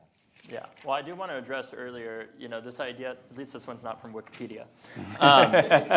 But earlier, there was this discussion, well, car manufacturers are not held accountable to these things, but the reality is there have been instances where people and industries have purposely and intentionally sold extremely lethal and dangerous items to unknowing consumers that have had deadly effects, and it's called big tobacco. And it was because they were able to hold them liable with similar lawsuits that PLACA, the law that we're talking about, prevents, that we cannot continue the same course of action that we took with big tobacco. Guess what? You can still smoke cigarettes in this country. You just have to be of a certain age, and there's public health campaigns around it. That's the same approach I want to take with guns. I don't want a society where no guns exist. I like shooting guns. I was part of the shooting club. I thoroughly enjoy it. But I understand that there's responsibility that comes with that in the first place. And I know in this polarized world, it can be hard to be able to understand both those things at the same time. I personally believe that the real danger is not stopping gun violence in the first place, because we will get to a point in our society where people start thinking the only thing we can do is take everybody's guns. And I don't want that to happen. We have to address this. And to address the actual question at hand, in terms of the, what was the question? Assault weapons ban. Thank you. Look, I think we need to modify the assault weapons ban. We need to have a more nuanced approach to it. We need to address the fact that there are multiple loopholes in the assault weapons ban. There are many ways that you could get around it. And we also need to have a new way of, frankly, defining assault weapons, because there's so many different ways that you could legally define it that there's a lot of problems with that regulation in the first place. And I also want to say, in this chart that they have here, what it doesn't address is the fact that, guess what? Even if a state has stronger gun laws, you can easily traffic it from another state because of our lack of federal gun laws. But you know what could do something about that? Something like a 1 gun per month policy that makes it a lot harder and uneconomical to transport guns into a place like DC and sell them on the street. Not to mention the problems with enforcing laws in DC because of the multiple. I actually do have a 1 gun per month policy. Just different. It's just different for the two of us, though. Yeah. Jurisdictions that overlap there. But it is a problem, and we have to address. As somebody who lives in DC, we have to address the violence. There was a shooting from a block from me a week ago. It is still a problem, and we have to address it. As a follow-up question. Sorry, it wasn't a week ago. It was like a month ago. Related to what you were saying, the assault weapons ban only restricted certain kinds of semi-automatic rifles. Was this enough, and how would you define an assault weapon? Well, I think a lot of it comes down to understanding. A lot of, well, is this your part, Spike? Or, no, sorry, I thought we were switching on and off. Just 1 minute. Well, for one, I think we need to understand that there are different ways that you could define an assault weapon. The way that I would typically characterize it, more broadly speaking, is a semi-automatic rifle capable of taking a high-capacity magazine, somewhere in the range of, 30 rounds or more than 10 rounds. My apologies. That is how I define it. And the reason why I define it that way is because what makes these guns especially lethal for anybody that... They're actually making this fight in California. They've been doing this for the last 2 years. Judge Benitez is going over because they're fighting the state of California, and the topic got brought up well, how many bullets is too many? And the people arguing on the side of the state that are in favor of a high capacity magazine ban were saying, well, potentially 1 is too many. And the judge is just laughing at them, so you can't just ban ammunition. So 1 is too many. So what are you saying? No magazines? And he's like, well, no, I'm not saying that. But I was like, look, the number's arbitrary. You're just making the point for them. Mm-hmm. Oh, yeah. Has shot them before, you will understand why a rifle is far more lethal. It's easier to aim, and especially because of the high-capacity magazines, that is just not really practical with a lot of things like a handgun, and the increased accuracy of a gun like the AR-15 in comparison to a Glock 19 or a Sig Sauer handgun, for example, or something like that. It is just far more lethal. Not to mention that the bullets themselves are traveling at typically 3 times faster. A 5.56 is going to be going way faster than a 9mm round, and just in terms of the pure physics of that, it is way more damaging to human tissue. But both are obviously still lethal, to be clear. Spike, 1 minute response. Wow, that's actually I don't even not know where to true. start. So yeah, you can traffic guns between different states, but that would be true of the high crime states and low crime states. So it's not. The reason it doesn't address that is because it's addressing gun control and the murder rate, and there's no correlation between them. And if trafficking was a problem, then I could see them even closer than they are. Anyway, so when it comes to the, how long do I have? 1 minute. Good. When it comes to the assault weapons, if we used your definition, that would include a lot of kids hunting rifles, but also if we saw that these assault weapons were such an exigent threat to us that we had to violate the Second Amendment to limit what kind of firearm you could have, we would see that with these 25 million and counting, it might be 30 million at this point, assault rifles, and this is just AR and AK style rifles that we have in this country, there'd be thousands or tens of thousands of murders a year. There's less than, it was I think 540 at last count, and that included that was with any kind of rifle compared to thousands with a pistol. I'm sorry, but to follow up, Spike, what do you believe about regulating, or would you support any kind of regulation of 3D printed or other kinds of ghost guns? No. No. 1 minute. 1 minute. No. In two recent decisions, two recent court cases, Vanderstock and the other name is escaping me, the ATF and the Attorney General of whatever state introduced it were asked to provide evidence that ghost guns, which are just the newest scary term for home manufactured firearms, it used to be Saturday Night Special back in my day, that's how old I am, that they could show that ghost guns were tied to a higher level of crime. The ATF and that Attorney General both declined to do so because there isn't any evidence that they provide that they're any more dangerous or more likely to be used in crime or anything else. I want to address the tobacco liability because that is a good point that we held tobacco companies liable because they intentionally hid data showing that there were health problems with smoking tobacco, and there is no safe way to use tobacco. Neither of those are true when it comes to guns. Gun manufacturers have not hidden anything when it comes to guns. Everyone knows what guns can be used for, and guns are far more likely to be used safely or to be used to defend people than to kill people. There are millions of cases every single year of defensive gun use compared to about, I think at this point we're down to, as it's lowering, 15,000 murders by gun a year. Thanks. 1 minute response, David.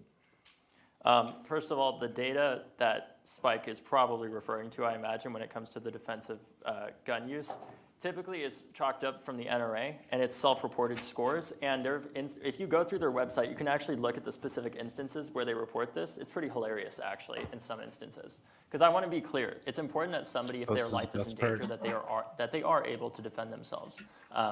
But a lot of the stories that the NRA is telling us about that to make up these statistics, saying that there are millions of instances of this, there was one of them that I saw where it was to defend somebody's property from a wild boar in Texas. I would not necessarily consider that defending yourself publicly from, it's a mischaracterization of acting like, oh, it's just all these criminals that are being stopped. Has this man ever been chased by a 6 foot long, 400-pound wild boar? First of all. Second of all, he's a hog, just the same. And then he's also like against the other pigs having too many guns too, I thought. So yeah, I for the life of me cannot understand why he thinks that this is actually a good point, that whoever defended themselves against a wild boar shouldn't have been able to do that, or that doesn't qualify as like a reasonable self-defense.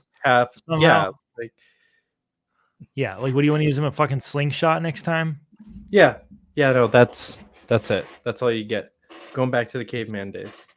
Unreal. Of course, that person, if they needed to, I'm glad that they were able to protect themselves. But the reality is there's a lot of murkiness that the NRA intentionally puts into this. It's also self-reported. It's not scientific. And you know what I would actually like to have with that? Research that the NRA has actively advocated against us being able to have because they passed a law called the Dickey Amendment that made it illegal for the CDC and NIH to study the effectiveness of state gun laws, which has since been repealed. But I would love to see research that included what defensive gun use looks like from an independent third party that is not the NRA. All right. Sorry, but we do need to move on to the next question. All right, no problem. Do you support voluntary gun buybacks or a national registry of gun sales? Spike, are we starting with me? This, I just have to say, leave it to David Hogg to say that we shouldn't be able to defend ourselves against wild boars. No, I know, that was terrible. No one should have laughed at that. None of my studies were from the NRA. They're from CNN, the Pew Research Center, Washington Post, Gallup, Hemingway, Azriel, and Miller. They range from between, I think the lowest one here is 900,000 a year and 4.03 million a year. Even if that's only a fraction of those are true. Can you focus on the question? Okay, fair enough. So the question again. Do you support voluntary gun buybacks or a national registry of gun sales? No, especially not the registry, but the gun buybacks. I'm actually surprised that March for Our Lives supports this because I've yet to see a single study that shows that gun buybacks, which first of all, they're not buybacks, they belong to you, the government didn't own them and you're selling them back to them, but regardless, I've yet to see a single study that showed that there was any kind of reduction of any kind of violent crime at all from gun buybacks. In fact, many left-wing organizations that support gun control are saying we need to abandon these gun buybacks. They don't do anything. They're virtue signaling for police officers to say, look at all these dangerous six-shooters and hunting rifles we've taken off the street. There's been no demonstration that they work. And frankly, it's was 1 minute? Yeah. Okay, I'm done then. David, 1 minute response. Would you support any voluntary gun buybacks or a national registry of gun sales? Yeah, look, I mean, I think if somebody doesn't want a gun in their household because it was passed down to them, like there should be a clear set. People are unfortunately not born naturally understanding how to handle firearms properly, and I think it would be great if everybody did know how to do that, especially in a country with so many guns in the first place. But it's important to acknowledge that that is just not the case, right? And even if it was, if somebody doesn't want to have a firearm in their household because they have kids or whatever other reason, there should be a clear, straightforward way for them to remove that firearm from their house and give it back with a financial incentive. I actually agree with him because, and not Spike. while I don't know about those statistics that you brought up about the murder rate, we do know that having a firearm in your household makes suicide in that house 5 times more likely than if that firearm was not there. We also know that children are often accessing these firearms because they're not properly stored, because these individuals don't store them because they think, oh, I need to be able to access this in the moment where somebody is breaking into my house, when the reality is a lot of the time it's a lot more likely that a child in your house gets a hold of that gun than you successfully defending yourself against it. So do I support a buyback? Yes, but I also want to answer the other part of the question, which is a registration system. Yes, I do support that. I think it's common sense, and I think if we're going to enforce these laws or have any chance of enforcing them, we do need to have a registration system. And I know that's terrifying to a lot of you, but frankly, what's a lot more scary is not addressing this problem. To me. So I had Kate Fantino from Australia Lady Liberty on my show just last week, and we talked a lot about the gun laws in Australia, and if people are interested, they should definitely go watch that episode. But they have gun buybacks all the time, and they don't work because they're not actually getting any guns, bought back or turned in. Second of all, they have one of the most intense gun law situations in the world. People are only allowed to own up to 5 guns. You have to tell them exactly where they're stored. They tell you exactly how you're allowed to store it. Then if you own a gun, they're allowed to walk in and out of your house anytime they want with no warrant or anything, just to make sure you're storing your guns properly. So like, this is a slippery slope. And I hate using slippery slope analogies, but like very much so, like gun buybacks and the registries, these are all tied together. This is all part of gun control. This is exactly what they want. And they keep shrinking the number of guns that Australia is allowed to own. It used to be 10, now it's 5. They're talking about lowering that to even low. And for each firearm, you have to state a specific and different purpose for each one. So you have to if you have a shotgun, has to be for, I don't know, shooting birds for hunting season. If you have like a one type of rifle, has to be for something else. Like, you know what I mean? Like it's crazy, but that's all part of it. I obviously don't support literally the rest of any of that or anything else that David said, but I do agree with the one piece of there has to be a way to get rid of it safely and, without threat of legal action, I think. Yeah. Same with drugs. Like a lot of police stations, there's like a little drop box in the lobby that you can just come in, throw drugs in, and leave, no questions asked. And Yeah. like I think something like that with guns, maybe with some financial incentive to actually do it in like the random circumstances, like what David said, like, you know, someone who's not very pro gun, doesn't really know what they're doing, their dad's guns get left to them when he passes. Sure, have the police station be a place that you can take those guns, get $100 a piece, go home, and not have to worry about guns in your house if you don't want to, you know. But I don't think the whole doing a whole big deal about it and the virtue signaling and all the other bullshit is necessary. But I do think if you're not going to take it to like a pawn shop, depending on you know where you it'd live, be better served to the private market. Like, giving the government more guns isn't really necessarily the answer either. You know, I'm more in favor of civilians buying guns and getting guns out of the hands of cops. So, so you know what I mean? Like, let's buy back police guns and give them donuts and gift cards instead. But you know, like the government, like having the monopoly, I get it. Like, you want somewhere safe for them to turn these things over to. There are plenty of private organizations and companies that we could do this for. Gun stores could be doing this. You know what I mean? You in New Hampshire, you're allowed to sell to private individuals with no background check. So like, just go sell it to your neighbor for $100 if you want $100. You know what I mean? No one's gonna not buy a gun for $100. I'm just saying. So, right? They always give out such little amount of money that it's like I would buy so many guns at that much. Yeah, It's like if they're going to give you 50 100, I'll give you go. 150. Just knock on my door instead, you know? I feel like maybe that's the answer is like a nationwide campaign on getting gun stores to do voluntary gun buybacks and call it that and just like see what the lefties do with it. That'd be fun. Moving on to the next question, because we are running out of time. What other restrictions, if any, should be put on who may obtain or There's possess still almost an hour left. Firearms? For example, do you support any of the following? Red flag laws, including restrictions on those convicted of domestic violence, universal background checks, an increase in the minimum age requirement for purchasing of firearms, or mandatory firearm safety courses as a condition of purchase. 2 minutes, David. I'm just looking at the things that you... Red flag laws, universal background checks, minimum age, and I have mandatory training. I have 1 minute for this. 2 minutes. 2 minutes. All right, so I just want to start out on red flag laws. You know, so far I believe Spike doesn't, you can answer this after this, but I don't believe that you support red flag laws in any way, shape, or form. But here's the reality. There is in many instances where we do have guns that are out there, like the instance of the shooter at my high school. He had the police called on him multiple times to his school, to his house. He was known to threaten to shoot up my high school. He was reported to law enforcement. And in part because we did not have that red flag law in place, we were not able to temporarily remove his firearms. There was an NRA supporter that sent a death threat to my own mother after the shooting that said, F with the NRA and you will be DOA. We used the law that we passed after Parkland, the red flag law, to disarm the man that lived 20 minutes away from us that threatened to kill my mother. And that same law since Parkland has been used over 12,000 times to disarm people that have been deemed by, not just by some random person or their neighbor, but by a court with a right to counsel and due process, that they are a danger to themselves or others. I don't believe that somebody who threatens to shoot up a high school should be able to have an AR-15.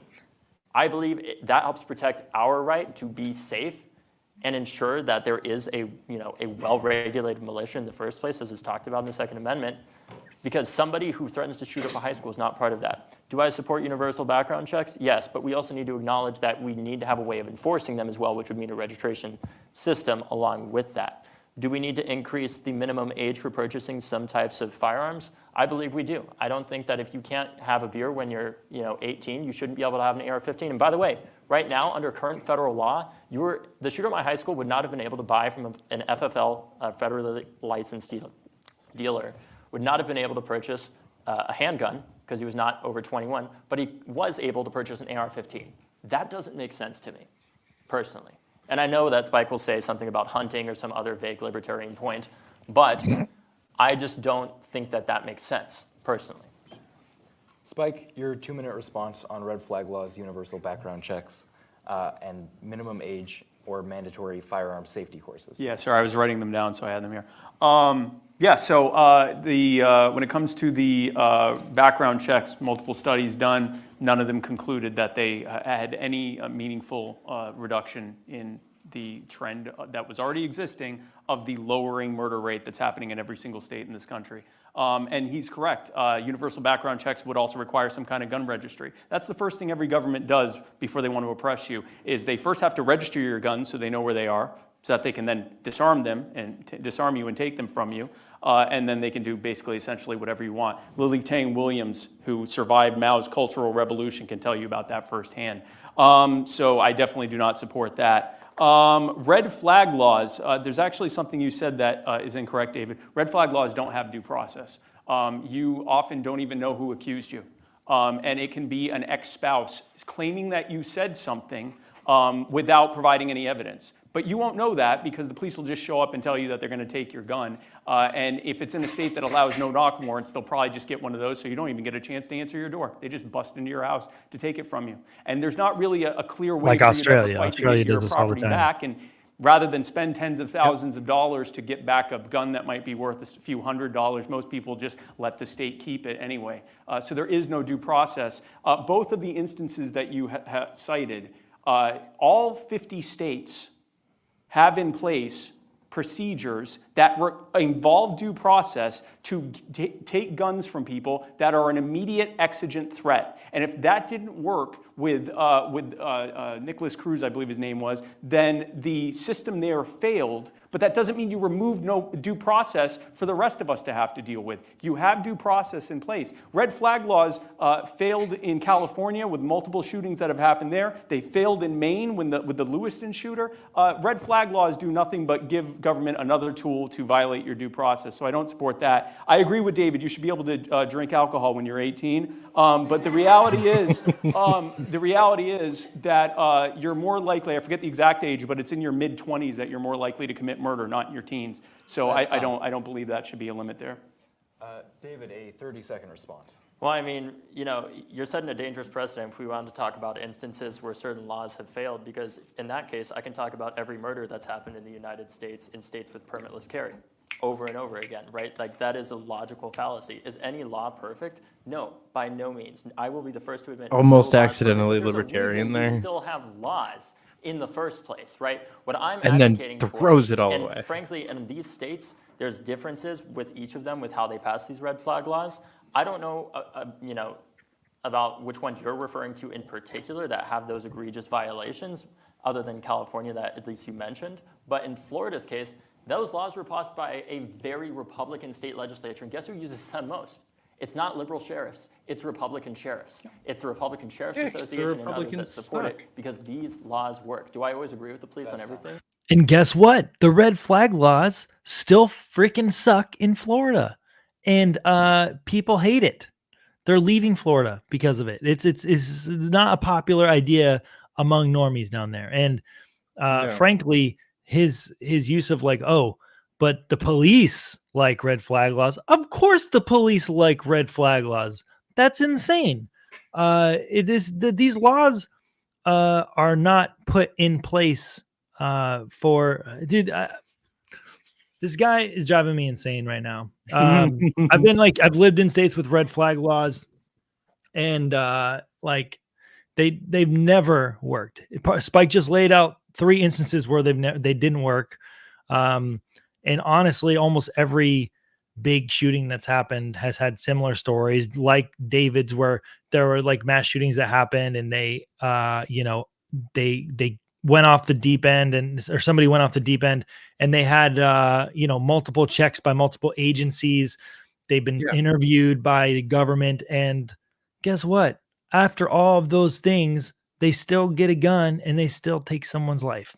So almost 100% ineffective. Yeah. Insane. No, but yeah. Spike, 30 seconds.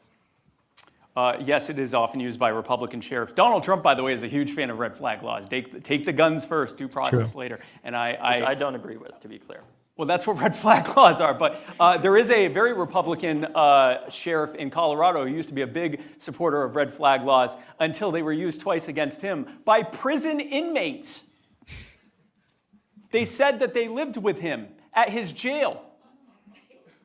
Now he's no longer a supporter of red flag laws. Thank you. To move on to our next question, perpetrators in school shootings and the victims of suicide often suffer from severe mental health issues. To what extent is gun violence a mental health problem? Spike, 2 minutes. It is increasingly the problem. If we're calling gun violence, if we're saying gun violence is suicide, murder, justified killings, police shootings, and accidents, all of these are dropping. The only one that's increasing is suicides.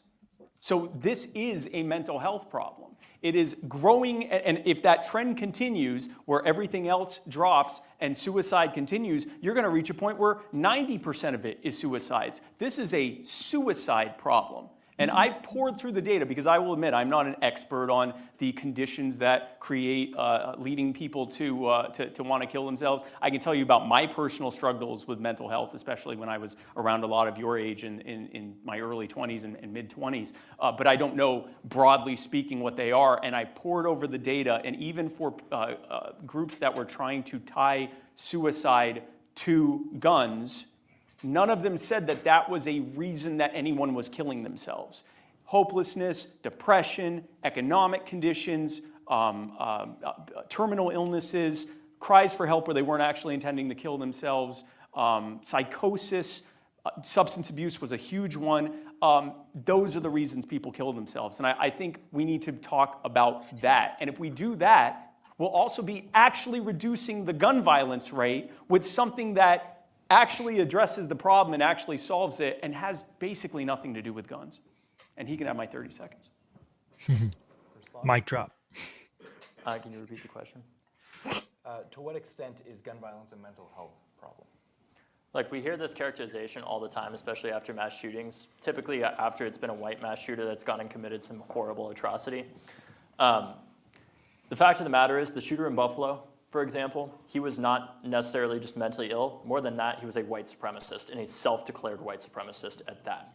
The same thing happened in El Paso, Texas at the Walmart shooting in 2019, where the shooter repeatedly talked about how much he thought there was a Hispanic invasion, quote unquote, and decided to go and use a weapon, I think it was an AR-15, to go and murder Mexican people. Hatred is not a mental illness, and we should not be stigmatizing mental health more to avoid talking about a major problem that I think Spike and I both agree on, which is systemic racism in this country, right? And that means policy-wise and also between individuals.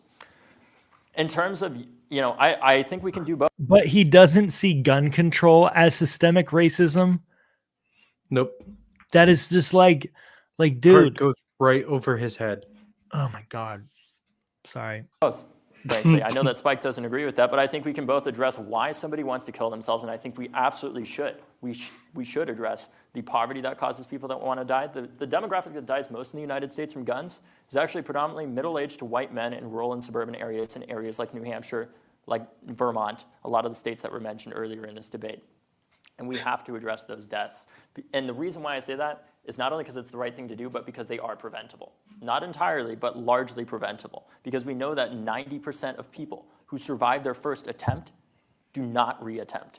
That is why we have to address the firearm in relation to the gun suicide rate in this country. And we also have to address the fact that mental illness people that are mentally ill, as a result of the statistics that were talked about earlier, are far more likely to harm themselves than somebody else.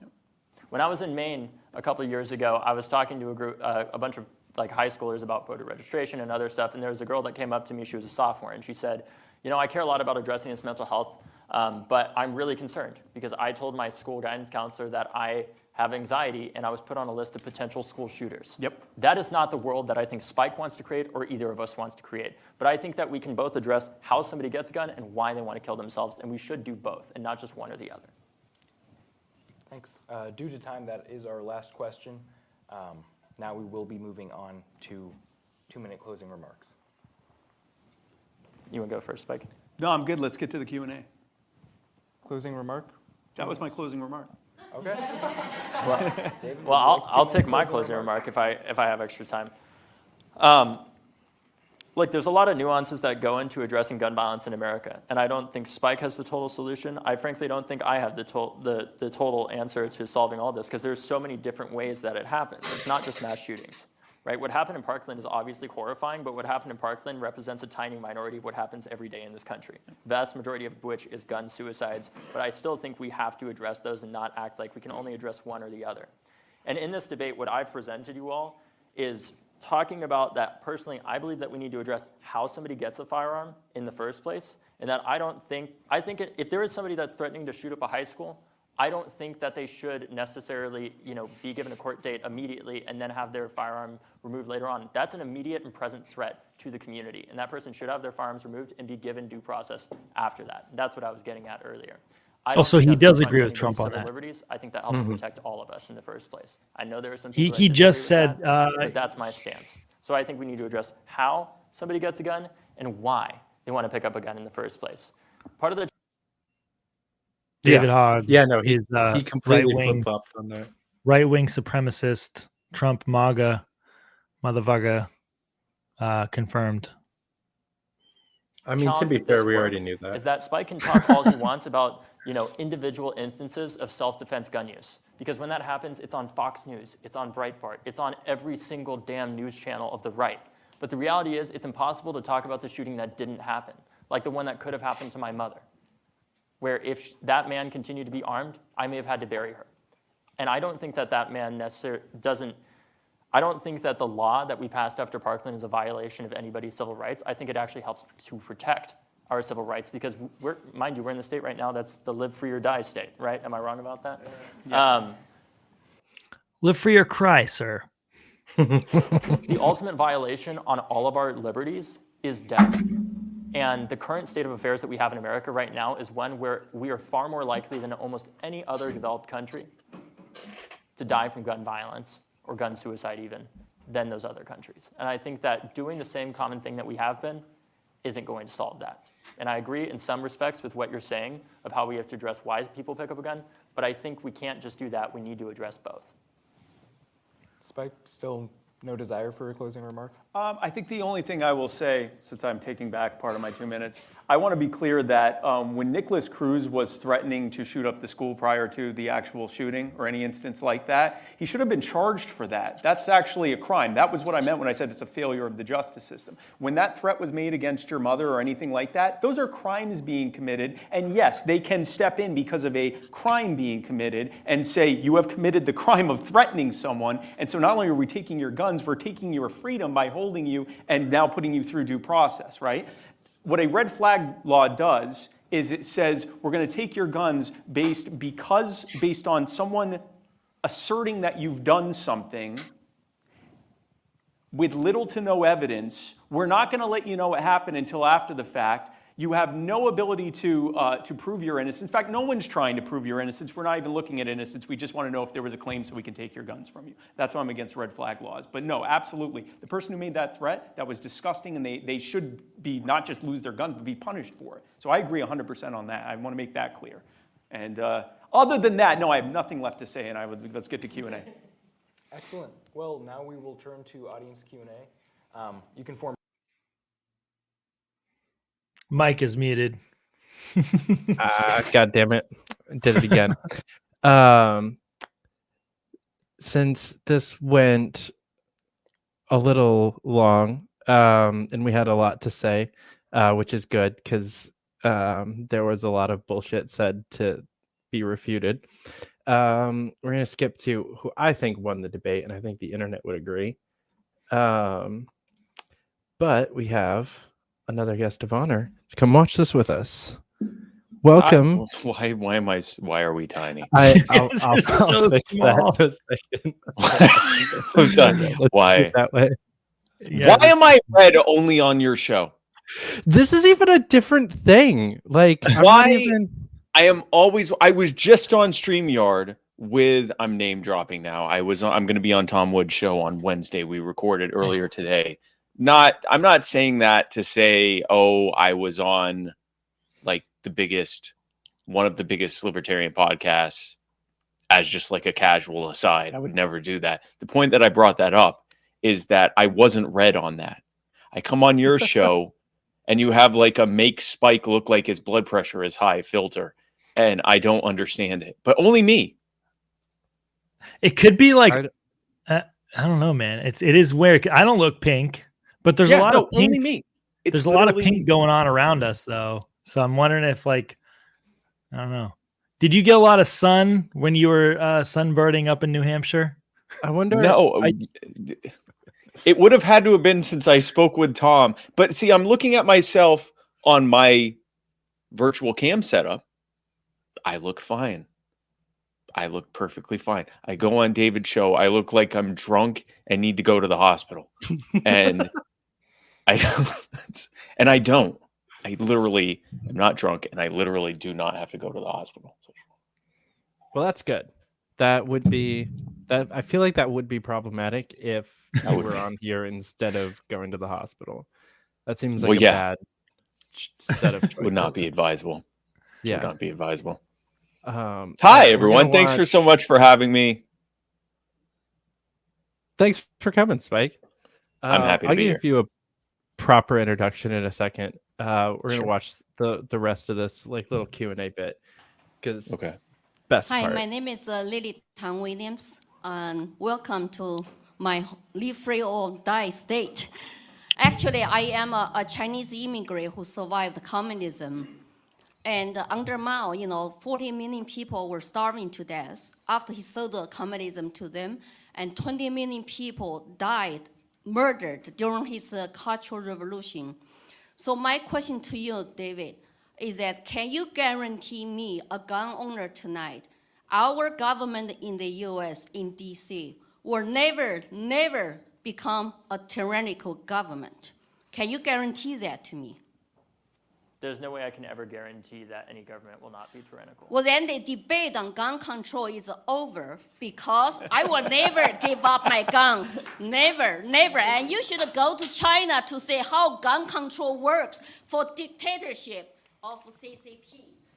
Because, everybody is enslaved, so they cannot fight back. Can I respond to you? Of course. I am extremely sorry that you've gone through that and witnessed that. The collectivization of agriculture, for one, the Cultural Revolution are horrific things that never should have happened, ever. And I would do everything in my power to stop that from ever happening. At least he's right about that. States of America. I have a story about this after he finishes. I'm genuinely not. I know it may be hard for you to believe that, but I'm not advocating for any law-abiding. Actually, the entirety of his response is just pandery bullshit. So he then goes on to talk about how the surveillance state is bad and how everything he said in the response was great, except trying to divorce gun control from all of it. It's like all of that is bad. But and he also said, I'm not trying to take away your guns, which is he's still doing that thing, but it's like, okay, but what is a mandatory buyback if not taking someone's guns? What is an assault weapons ban retroactively if not taking someone's guns? What is literally red flag laws, which apparently he didn't realize that there is no due process with red flag laws if not taking your guns. But my story is after the debate, we had a dinner that was scheduled, and it was with me and Tasha was there, and David and all the kids that put it. I call them kids; they're all in their 20s, but they're children. all of the Dartmouth kids that put this together, the Dartmouth Political Union, and so we were all sitting at a table having dinner afterwards. And David went on he gave a long and sustained anti-communist rant where he talked about how going to Harvard made him, as he put it, more conservative because of all of the, as he put it, I don't want to put words in his mouth, but basically paraphrasing, because of all of the communist children there that were going to school, and as he put it, literal anarcho-communists who were talking about how great communism was. And meanwhile, he's studying history and he sees how, tens of millions of people die every time that they try to implement even just the collectivization of agriculture. And they're like, oh, well, that wasn't real communism. And he's like, no, those are really what happens when you attempt communism. And it's not, because it isn't real. Real communism isn't real. The attempt to do it leads to brutal dictatorships where tens of millions die and millions more disappear for speaking out against it. That's what real communism or any attempt at real communism is. And I'm sitting there listening to all of this, and I'm like, yes, no, that's 100% correct. Like, I was waiting to disagree with him. And I said, but the thing is, what did they do first? And he's like, what do you mean? I said, they disarm everyone for their safety. And he said, yeah, but I'm not trying to disarm everyone. And we went back in circles. And I'm like, I'm not going to debate you at dinner. But it was literally like, there's a disconnect there. Like, he gets that it's bad. And he even gets that the war on drugs is bad. He gets that over-policing is bad. He gets that FISA and the surveillance state and the prison state is bad. He just has found a way to divorce that part of the police state, the gun control and disarmament part of the police state, from the entire rest of it, which he hates. Oh, and also he's against zoning. Okay. Nice. Yeah. So he's like more libertarian than plenty of people that we've run for president.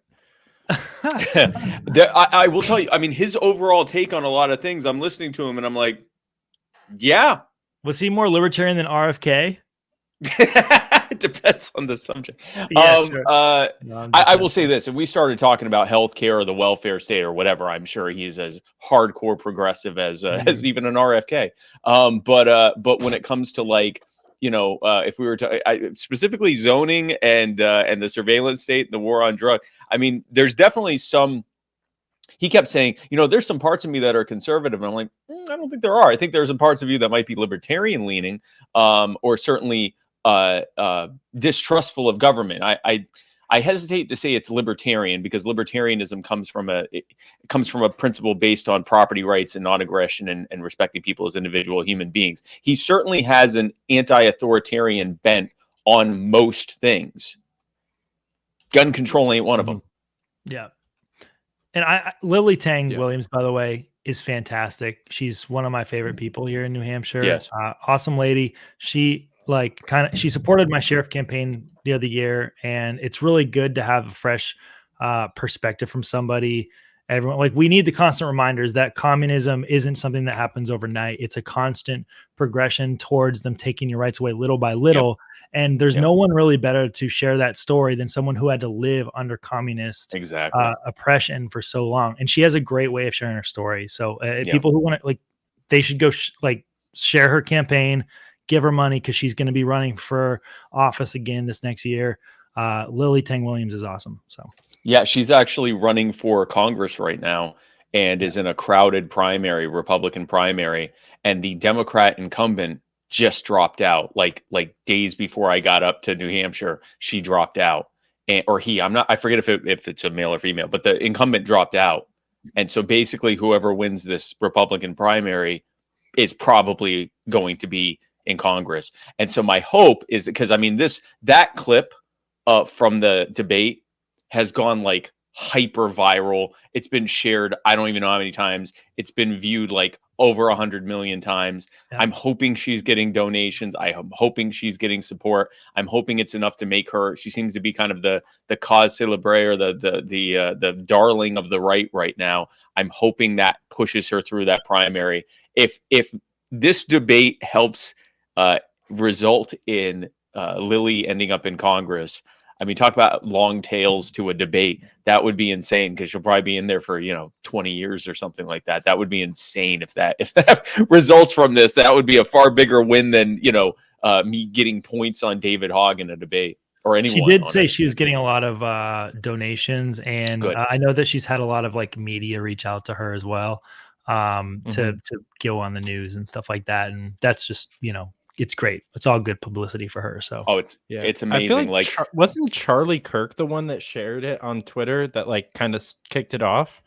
It was LP. The first people I saw that did it were LP Pinellas County. They took that clip, and then I saw it getting shared over and over and over again, because people would tag me in it. They're like, "Yeah, that was the debate with Spike Cohen and David Hogg," and they tagged me in it, and I'm like, "Oh, this is getting legs here," and it just kept going. And then the next morning, I got up and was getting ready to do my first interview. And I forget if it was before the interview or after the interview. I saw that Charlie Kirk had shared it, and Wall Street Apes had shared it, and a bunch of all these different group people had shared it.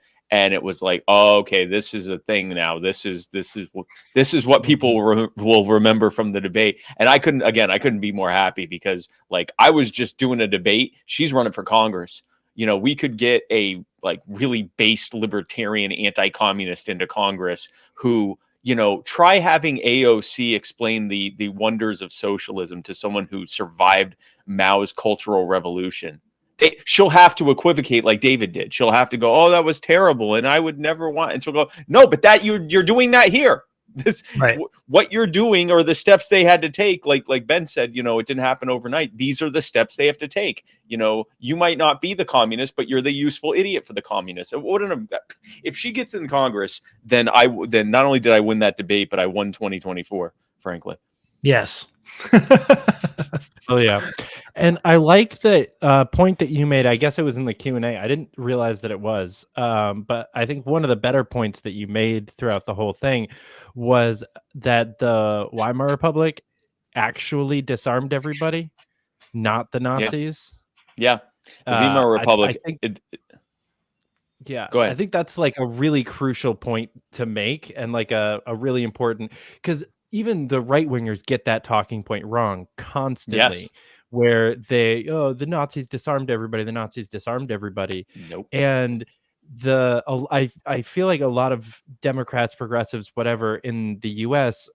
think as long as we can beat Trump, as long as we can beat the Republicans, as long as we can keep from that happening, none of that matters.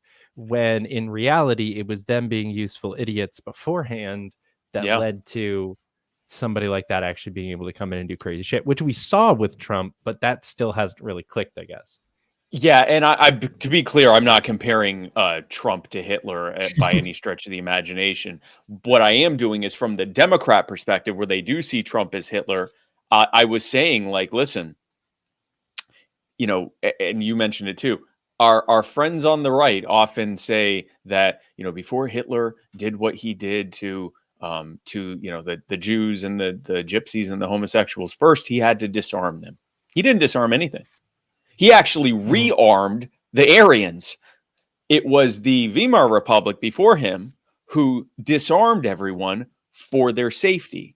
And so I said in that Q&A answer, I said, so basically it was a liberal progressive government who, for everyone's safety, disarmed everyone. And then later on, a horrific far-right dictator demagogue came in and leveraged the fact that everyone was disarmed to be able to maximize the harm he wanted to inflict on certain groups of people. That could never happen here, though, of course. And you could have heard a pin drop, because it was like, guys, you're setting this up. If you think Trump is Hitler, why are you disarming everyone? Like, if you think, and let's say it's not Trump.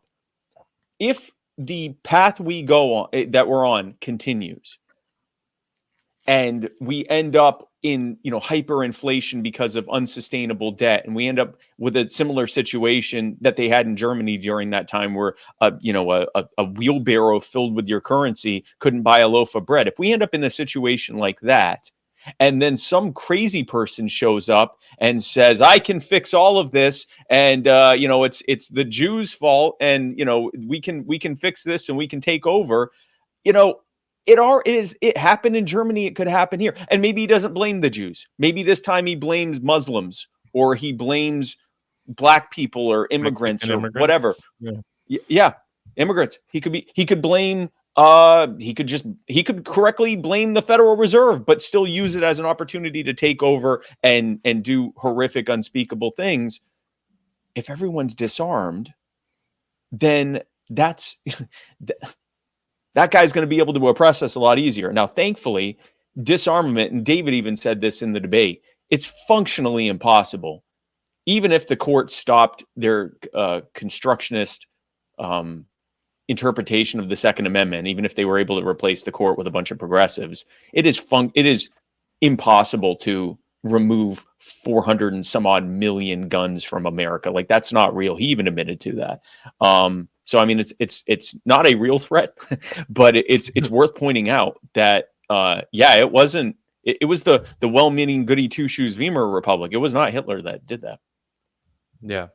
And I kind of like I like to remind conservatives of that a lot too, because it's they often pretend like the Democrats are the worst thing that's ever happened. And almost always it happens like this, where one side of the political spectrum sets the precedent, and then it's when it gets really bad on a flip. It doesn't get really, really bad with just the one consistent, we took over kind of peacefully and just made the country worse and worse and worse until it's a dictatorship. That doesn't happen very often. Yeah, it's the reaction. Yeah. So, well, we see that we saw that with the fascists. They were a reactionary movement both in Italy and in Germany.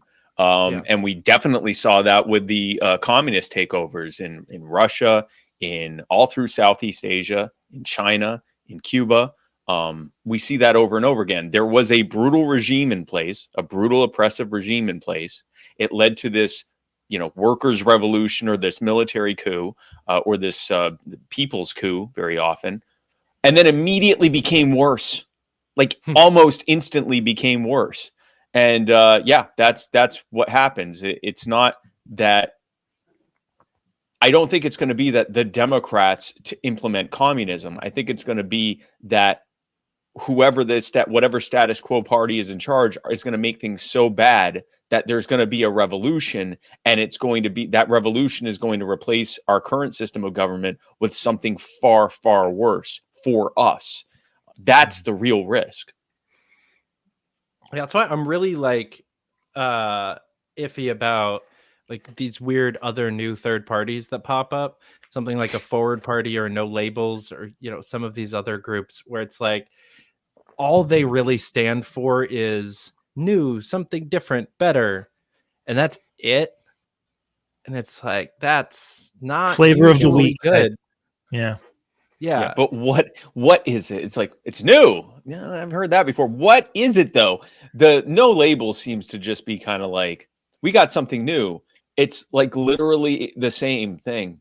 It's just like a bunch of people who are socially probably more progressive and economic, or socially conservative and economically liberal. You know what I mean? They really they just want to spend your money. But we got Liz Cheney over there pitching all their. It's like it's like what the problem is that Congress hasn't done more. It's like, no, that's not the problem. Is actually the opposite of that. They've done way too much, and they'll be like, we need action. They could rename themselves the Do Something Party, and it would be just as accurate. It's like, we got to do all these things. It's like, no, we need to do a far less things and undo a lot of the things that have already been done. That's a caucus that a lot of them are a part of. There's the Doers Caucus is a real thing in I believe it's in the House. We need an Undoers Caucus. Right. But yeah, those kind of parties, they don't give me necessarily like Hitler vibes. They give more like Volodymyr Zelensky vibes of overthrow the bad guys and replace them with a puppet controlled by those bad guys. Yeah, it's I don't Forward Party seems to just be like, our policy is that you can run on our platform to not be a Republican or Democrat. They don't really seem to have actual policies. No Label seems to be like the most centrist normie thing ever. Mm-hmm. Neither one of them seem to be. Which terrifyingly could be successful, very successful. Yes. I gotta say too, when I was going through this debate, I just in the back of my head, Australia just keeps popping into my head. I just had Kate Fennell, Lady Liberty, who's a gun activist down in Australia, on my show the other week. And it is crazy what's going on down there. You're restricted to owning only 5 guns. They keep lowering that number every other year. You have to tell them exactly where you're storing the guns. When you have that, they can walk in your house at any time with no warrant. They just can walk right in to make sure you're storing your guns properly. This is all facilitated by red flag laws. It's facilitated by the universal background checks, or the huge database system. And it's also facilitated by their buybacks. They do buybacks that don't work and they don't get any guns actually turned in. You know, but like, I couldn't stop thinking of what's going on in Australia and think like, man, you really think like this is the solution?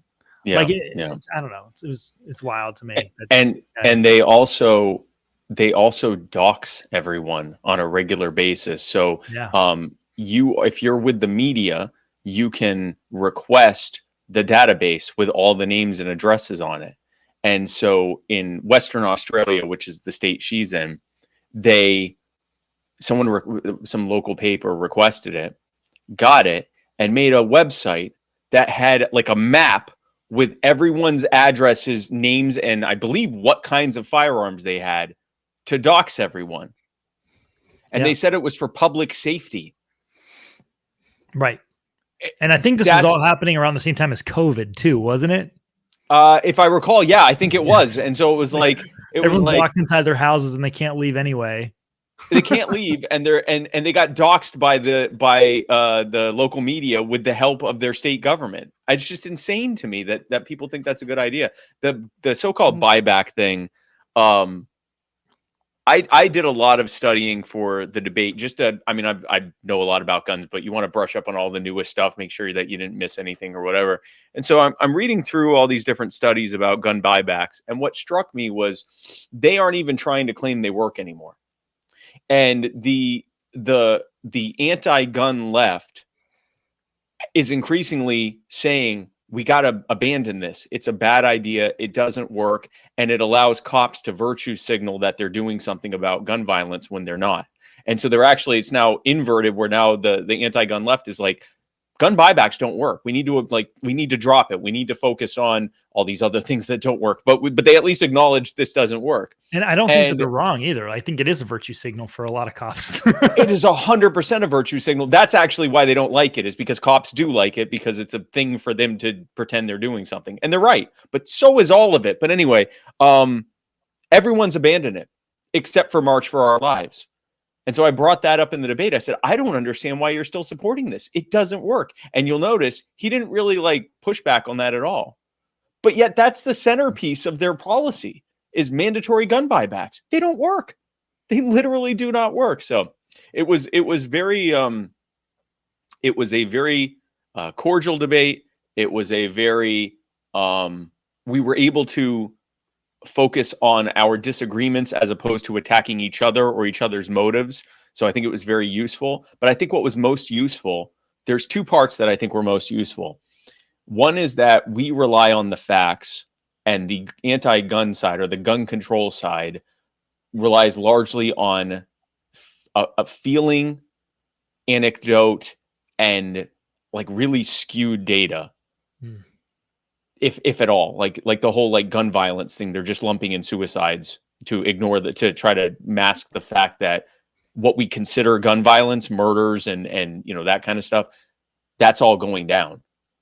The other thing that struck me is, if you watch that Q&A, the anti-gun side outnumbered the pro-gun side, but with one exception, all the Q&A was from pro-gun people. In other words, the anti-gun side doesn't articulate why they're against guns very well. Because they can't. Because it's a feeling. Yeah. It's not the pro-gun side would get up with all sorts of various questions. The anti-gun side, there was one girl who didn't understand what I was trying to say. And so she asked me, if correlation doesn't prove causation, then how could I be trying to prove no causation with no correlation, or something like that? I'd have to read it again. I'd have to listen to it again. But I said, no, what I'm saying is that there's no correlation between gun violence or gun murders and gun ownership. Yeah. I'm not saying that. I'm not trying to prove that having more guns makes you safer. I'm doing the opposite. I'm showing that more guns doesn't make you less safe. And I'm not sure she understood that. But the point is, that was the only anti-gun questioner that came up. The rest of them just stood there.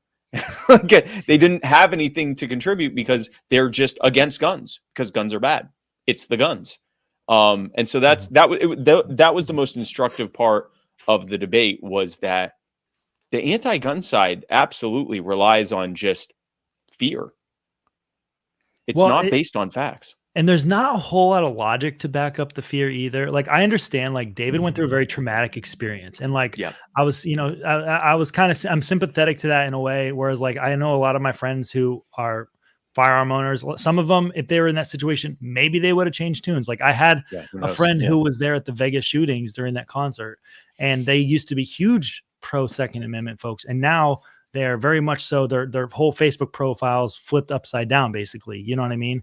But I'm sympathetic to that for sure. But at the same time, that's once again letting your feelings overcome things. And one thing that happened twice during the debate was the host would ask the question, and David Hogg just goes, "Guns." And it kept reminding me of the Ancient Aliens guy who's just like, aliens. Yes. So we're talking about like maybe making a meme of the guy like guns, because that's his hair was kind of like the dude too, like Giorgio or whatever his name is. And I think he even did that with his hands when he did it. He's like, that's why guns. It's so funny. It's the guns. Yeah, it's the guns. And the thing was, it was like, but it's not the guns. And now it is true. I mean, I did screw everything up because, try as I might to present as much factual information as I could, I frankly, I lost the debate because that one chart did use a Wikipedia listing. And this is why we don't cite sources as libertarians. It's just a bad idea. It was funny because, so two things. First of all, that Wikipedia article was so that I didn't have to have a page of nothing but all the sources from every single government website. I found a link that had compiled all of that data onto one Wikipedia listing, making it a lot easier. And he goes, and the second part of that is he goes, my Harvard debate professor would have kicked me out, would have laughed me out of class, or would have kicked me out or whatever if I had done this. And I wanted to say, and I was trying to keep it conciliatory and focus on the fact. I wanted to say, what would he have done if you had shown up with nothing but how you feel about Europe and citing numbers with no attempt to cite where you got these numbers from? What would the reaction have been there? But again, it wasn't worth pursuing, and the audience's reaction to it was mostly rolling their eyes that, like, I was presenting information and his response was to attack the citation instead of to actually respond to the thing, because there is nothing he can say to respond to it. There's no tie. And that chart wasn't on murders, it was on gun murders. So it literally, I would have even thought that, well, yeah, there'd be more gun murders because they have more guns, but the overall murder rate would stay the same. It doesn't even affect the gun murder rate. Criminality affects the gun murder rate, not gun ownership. It's not, there's zero, the R2 score. If an R2 score of 0 means zero correlation, like it's basically random, and an R2 score of 1 means that it is completely 100% correlated. The R2 scores of each of those charts was around like 0.017. Like, I mean, it was as close to random as possible. Mm-hmm. Well, he kept mentioning, the suicide rates and the percentage of, gun deaths being suicides. And obviously, like, that just talks about, like, mental health is a huge issue here when it comes to gun violence and suicides and drug overdoses and all of this stuff. They're all tied to poor mental health. But for some reason, a lot of like people who are like gun grabbers or, like anti-gun lobbyists, they just want to, take the facts that it is just a mental health crisis and spin it in a way that makes it seem like there's no individual responsibility. It's just the gun manufacturer's problem because the guns did it. Like that they did that. And like, to be honest, like, it's really hard to convince those type of people in a lot of ways because they usually already have their mind made up with a lot of these things. But I do think you did a pretty good job of at least talking through the suicide. Like, he's right. Obviously, like, people who use a gun to try to kill themselves are usually more successful than people who use rope. That's a fact. But at the end of the day, it doesn't change the fact that those suicide attempts are still going to happen. I mean, in Roman times, they used to fall on their sword. You know what I mean? Like, where are we at with the mental health crisis and what's causing it? Because to me, that there is a direct causation to all of this, and the mental health crisis is at the center point. So there have been a few studies. You're 100% correct on everything you said, and I actually have the data to back it up. There are some of that, and these are not Wikipedia either. It's real. But there have been studies that have attempted to prove that things like red flag laws or wait times, additional wait times during the background check period before you can purchase, and like a few of other things, that they were effective. All any of them could ever show was that they reduced the rate of gun suicides, people killing themselves with guns. And the reduction wasn't even that much. It was, 5%, 10%. I think one of the red flag laws in a 1-year period, they claim it reduced gun suicides by 20%. It didn't reduce suicides. It reduced gun suicides. In other words, they either took someone's guns with red flag laws, or they denied them a gun when they tried to purchase it with a wait time extension or something like that, and they killed themselves anyway. They just did it some other way. And so that right there tells me that even if you take the guns from a suicidal person, you're not focusing on the reason why they were suicidal or the reason why they were even considering such a thing. The one stat that they have that at first blush, I said, that actually is a good point, is that if you look at the different ways that people, the most, I guess, common ways that people kill themselves, guns have the highest rate of efficacy. It's 100% true. And it's also true that people who, that the average person who does attempt a suicide attempt, I think it's 70 to 90% of them never try again. That's also true. What they're not saying is that the people who pick gun as the way to kill themselves almost always keep trying until they die. That's why they picked a gun.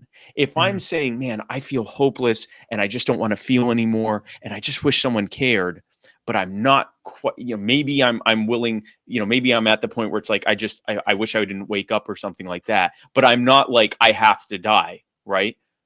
I'm probably going to try something else. I'm going to try like overdosing or a lot of people end up accidentally killing themselves when they're doing like a cry for help. They'll take like a bottle of Tylenol. Well, that can kill you. Like that can still kill you.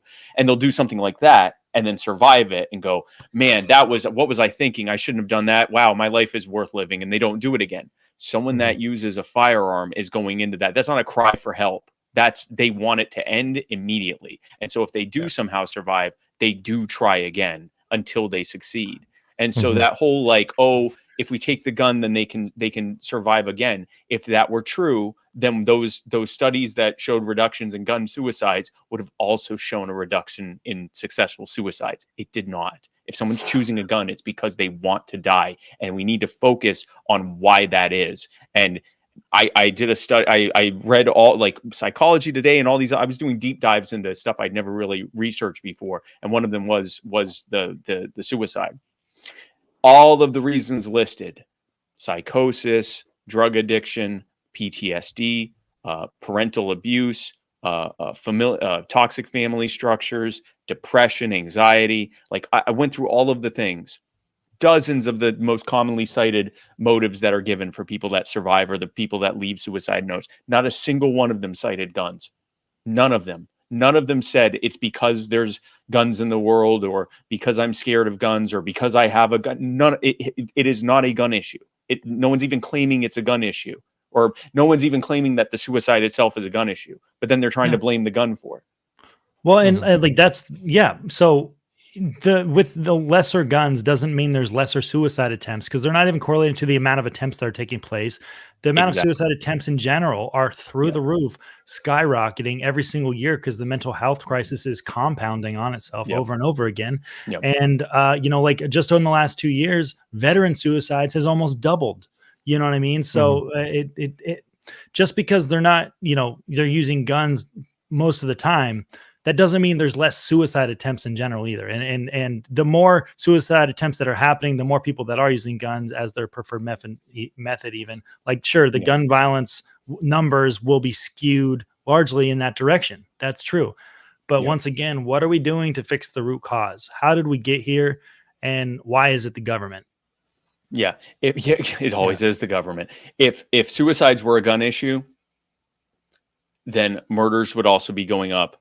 Justified shootings would also be going up. Accidents would be going up. Police shootings would be going up. Literally all of those are dropping, and accidents are plummeting. They've dropped by more than 90% in the last 40 years. They're reaching a point where they're basically a rounding error. They're in the dozens now. It is, which is great. I mean, that's hundreds of lives or thousands of lives that are being saved every single year. It just keeps dropping. That's great. And it's funny because it's dropping at a time when the number of states requiring licensing continues to drop. So if there was ever an argument that licensing was necessary to stop or reduce the number of gun accidents, that argument's been destroyed. So it's not a gun problem. It is a suicide problem. I hope that the suicide rate goes down for a variety of reasons. And among those reasons, down way at the bottom, below obviously the desire for people to see that it can and will get better and to keep moving forward, and the benefits of not having so many people having to suffer from the loss of a loved one that way. Far down on that list of reasons why I'm waiting for that suicide rate to go down is they won't have any more arguments for gun control. It will literally be all forms of gun violence are going down. So, let's move on. It was funny that he brought up the school shootings, which this is someone who survived a school shooting. Then he abandoned the school shooting talking point because or tried to switch it to assault weapons, because I made the point of saying school shootings were almost a non-factor until the passing of the Crime Control Act in 1990, where we basically turned our government-run schools into miniature versions of the inner city. We said, if you're a law-abiding person, you can't have a firearm in here, and we're going to bring in a bunch of cops to overcriminalize everyone. Oh, hey, wait, why are all these shootings happening now? Yeah, and he continued sort of he continued to so I've been trying most of this to be nice to the kids to put this on. I did skip the introduction, that really nice girl, because we were pressed for time, but right. They kept combining questions together that shouldn't be combined at all. And specifically when he asked about like the gun-free zones versus the SROs, the question almost specifically pointed that binary out of should there be guns or no guns, or cops having guns but still no people, like but still no guns. It was, and he kind of still doubled down on that really hard, and I was like, you're completely missing the point. So in Grayling's defense, that's the name of the guy who was doing it, he was reading from pre-written debate questions. And so we would talk about something, and then you go, all right, next subject, and you read the thing, and it would be what we were just talking about. So I do think that's what that was. I think in retrospect, there are two bits of advice, some feedback that I would give for the structure of the debate. There's two main things I would do. One is either make the debates longer or have fewer questions, or actually both. But I think actually better than that, especially if you're keeping it to 1 hour, pick like 3 subjects, and then over let's say you got an hour, pick 3 subjects, give each one of them about 20 minutes time, give each participant about 5 minutes to give their opening talk about that, or 4 minutes or whatever, and then facilitate conversation between them if it doesn't happen naturally, right? And make sure one side's not taking all the time, give the other one a chance to respond and stuff like that. But let it be a little bit more free flowing. And if for some reason there's a lull in the conversation, you can say, well, we haven't talked about this or about that. Why don't we talk about that? We have about 5 minutes left on this section. Let's do that. When you have two people that know so much or are so used to talking about this thing, it's going to end up going into 15 different things. So now if you're saying, okay, now the next question is this, and you've already addressed it.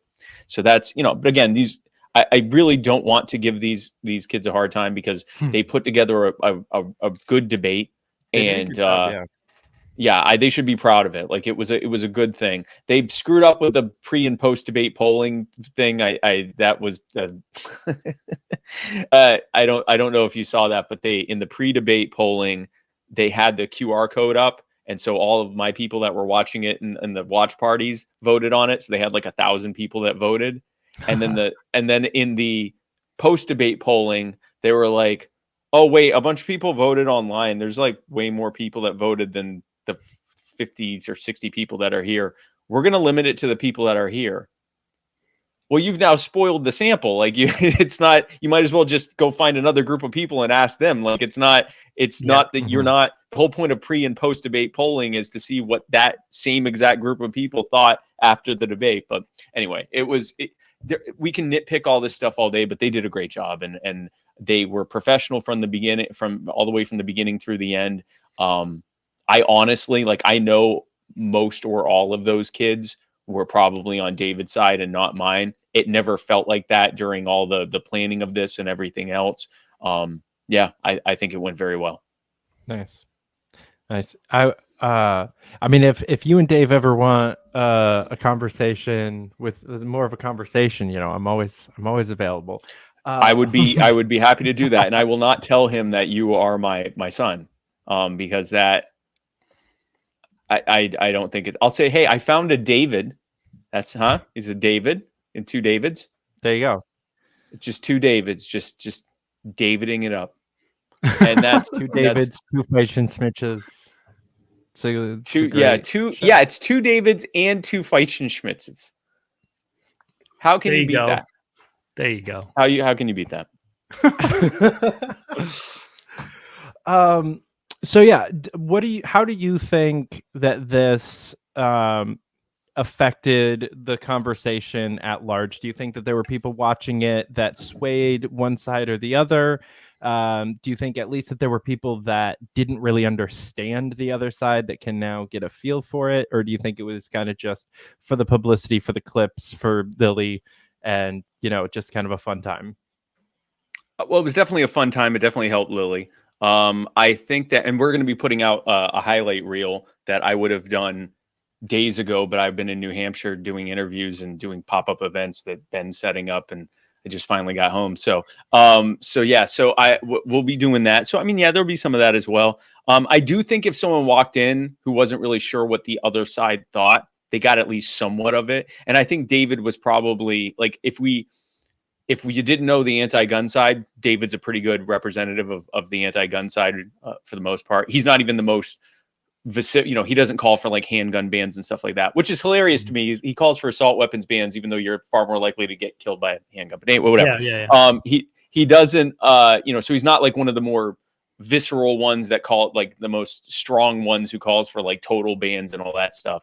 But I think he's a good representative, or a good, relative representative for gun control. And I'd like to think I was a pretty good representative and made the points for both the ethical natural rights arguments against gun control and also just the consequentialist, like this doesn't work, it makes things worse, and guns aren't tied to murder argument. How many of the suicides happened with AR-15 instead of a handgun, by the way? That was the one thing that I thought. I was literally, while he's saying it, because he was trying to tie it to assault weapons, and I wanted to be like, how would you do? But then I thought this is going to come off as so pedantic, and it's going to be, I'd have to like do the thing and like do, how are you going to, and I'm like, this is not the place for this. This isn't, I told myself, I said, you think this is going to be an own? It isn't. There's literally going to be memes of you doing this, and it's going to be like, no. There still will be, because you just did. I'm flipping this and putting it in the Emo Caucus chat later. It's not, it was like, this is not, you're going to look like a moron if you gesture. Don't do that. Yeah. Bad idea. Eating an assault rifle. Like, yeah, no, yeah. So but I did think that. I'm like, how many of them were with that, right? Like, it's all the seriousness, suicide with an assault rifle looks like Parkland. And that's the other thing, right? Yeah. No, and that's 100% correct. If you're trying to kill yourself with it, you take some other people out along with you. Or you do like suicide by cop or something. You say, I got a weapon and you run out and you don't even try to kill anyone and they just let them take you down, whatever. But it doesn't look like that. And I figured I would save myself and my side the indignity of me gesturing, trying to, anyway. I'm just going to point out that you did. But I did think that the whole time. I'm like, yeah, how many of these were with rifle? Anyway, so maybe some people on the margins got swayed one way or another. We'll never know, thanks to the polling snafu. But I think that I think for the most part, unless someone came in largely unsure and not really sure one way or another, maybe they'd have been swayed to my side. But I think most people left with the same thoughts they did. I do think some seeds were planted, though. I think a lot of people now know that the murder rate's going down and there's more guns than ever, and the states that have the most guns just happen to be the safest ones, and per capita is a thing that exists, and stuff like that. I think it went well, and it might have propelled Lily to Congress, which would be so much bigger than anything I hope to do with this debate. that making her a viral superstar that ends up in Congress will be far more of a victory than anything I could have gotten from beating someone in a debate.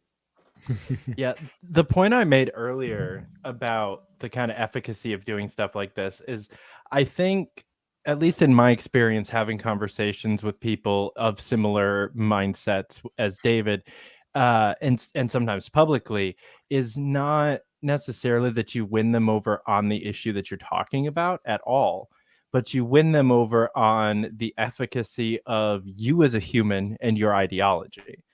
Like, I don't think anyone walked away from there that was super pro-gun control that was now less pro-gun control, but they probably walked in there super anti-libertarian and walked away significantly less anti-libertarian. That's a good point. They walked. You aren't an asshole. Like, you didn't just suicide, whatever. That's poor people's problem. You weren't the meme for any of the issues, and they have to go, oh wait, libertarians aren't who I thought they were. They aren't just these selfish, super capitalistic, money hungry NRA shilling douchebags. We're definitely not NRA shilling. We're so much more than that. We're also hate each Firearms other, too. Policy Coalition chilling. I told David I'm more in line with gun vending machines in elementary schools personally, but hey, to each their own. Listen, that when guns were being openly carried around in schools was when they were the safest. Like that, I know you have a giant normie audience, David, so that might scare them. But like so I said this on Brandy Cruz. What's her show called? Brandy Cruz. Yeah, I gotta look up her show name now. Hold on. I also cannot think of it. She's done a bunch of interviews with libertarians, and she's pretty good. But she is, I would say, a kind of a centrist, kind of right-leaning centrist, undivided. And so our first interview, she started by going, "You keep talking about normies. Am I a normie?" And I just laughed and laughed because I'm like, well, it's not an insult. It means you're normal. I'm the problem. but anyway, she so she has, I would say her audience is probably more of a normie audience or certainly less extreme than we are. And so I did a debate recap with her the following morning or following afternoon. And so I was talking with her, and she goes, but how do we crack this with the school guns, with the school shootings? And I said, well, I mean, school shootings weren't happening back when kids could buy machine guns from mail order catalogs for like $5 and then bring them to school to show them off to their friends. And a lot of the schools, including up here in New England, but really around the country, had shooting ranges, and they routinely taught proper gun use, and they had shooting classes. You'd hear gunshots all the time at school, but they weren't shootings. They were kids having fun at the shooting range. And she's like, well, I'm not sure if that's something that would, be okay in today's environment and so forth. I said, I know that might sound insane, but that's when we were safest. We were safest when we didn't have no gun zones. We were safest when we could defend ourselves and we had far fewer accidents. as a result as well. It's from kids. Kids are the most likely to have accidents. Well, they weren't then because they were around guns and they knew how to use them and they knew how to safely use them. They knew what not to do. Kids knew the 4 rules of gun safety as well as they knew their ABCs and 1, 2, 3s. Now they don't know any of them.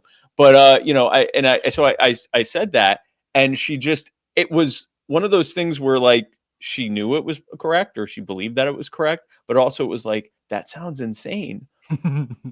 But it's being said by someone who at least doesn't appear to be insane and is saying something that's factually correct. So they do not. They do not know. The more normalized trying to tell them firearms are in our communities, though, and in our households and in our upbringing, the safer children are, and the more likely they are to want to responsibly use them.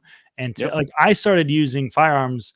It started off with a BB gun, sure, when I was like 5, but I started shooting competition with 22s when I was like 6. So, like I never one time went through a phase where, I mistreated guns. I was always taught to respect them. I went straight from school, straight to 4-H club where I would shoot competition with my friends. And then I ended up, like all the way through elementary school into middle school, it was just part of my life. And obviously I was for kind of the boonies in Pennsylvania at this time, but regardless, this can be happening everywhere. This isn't something that has to be a microcosm just to rural America.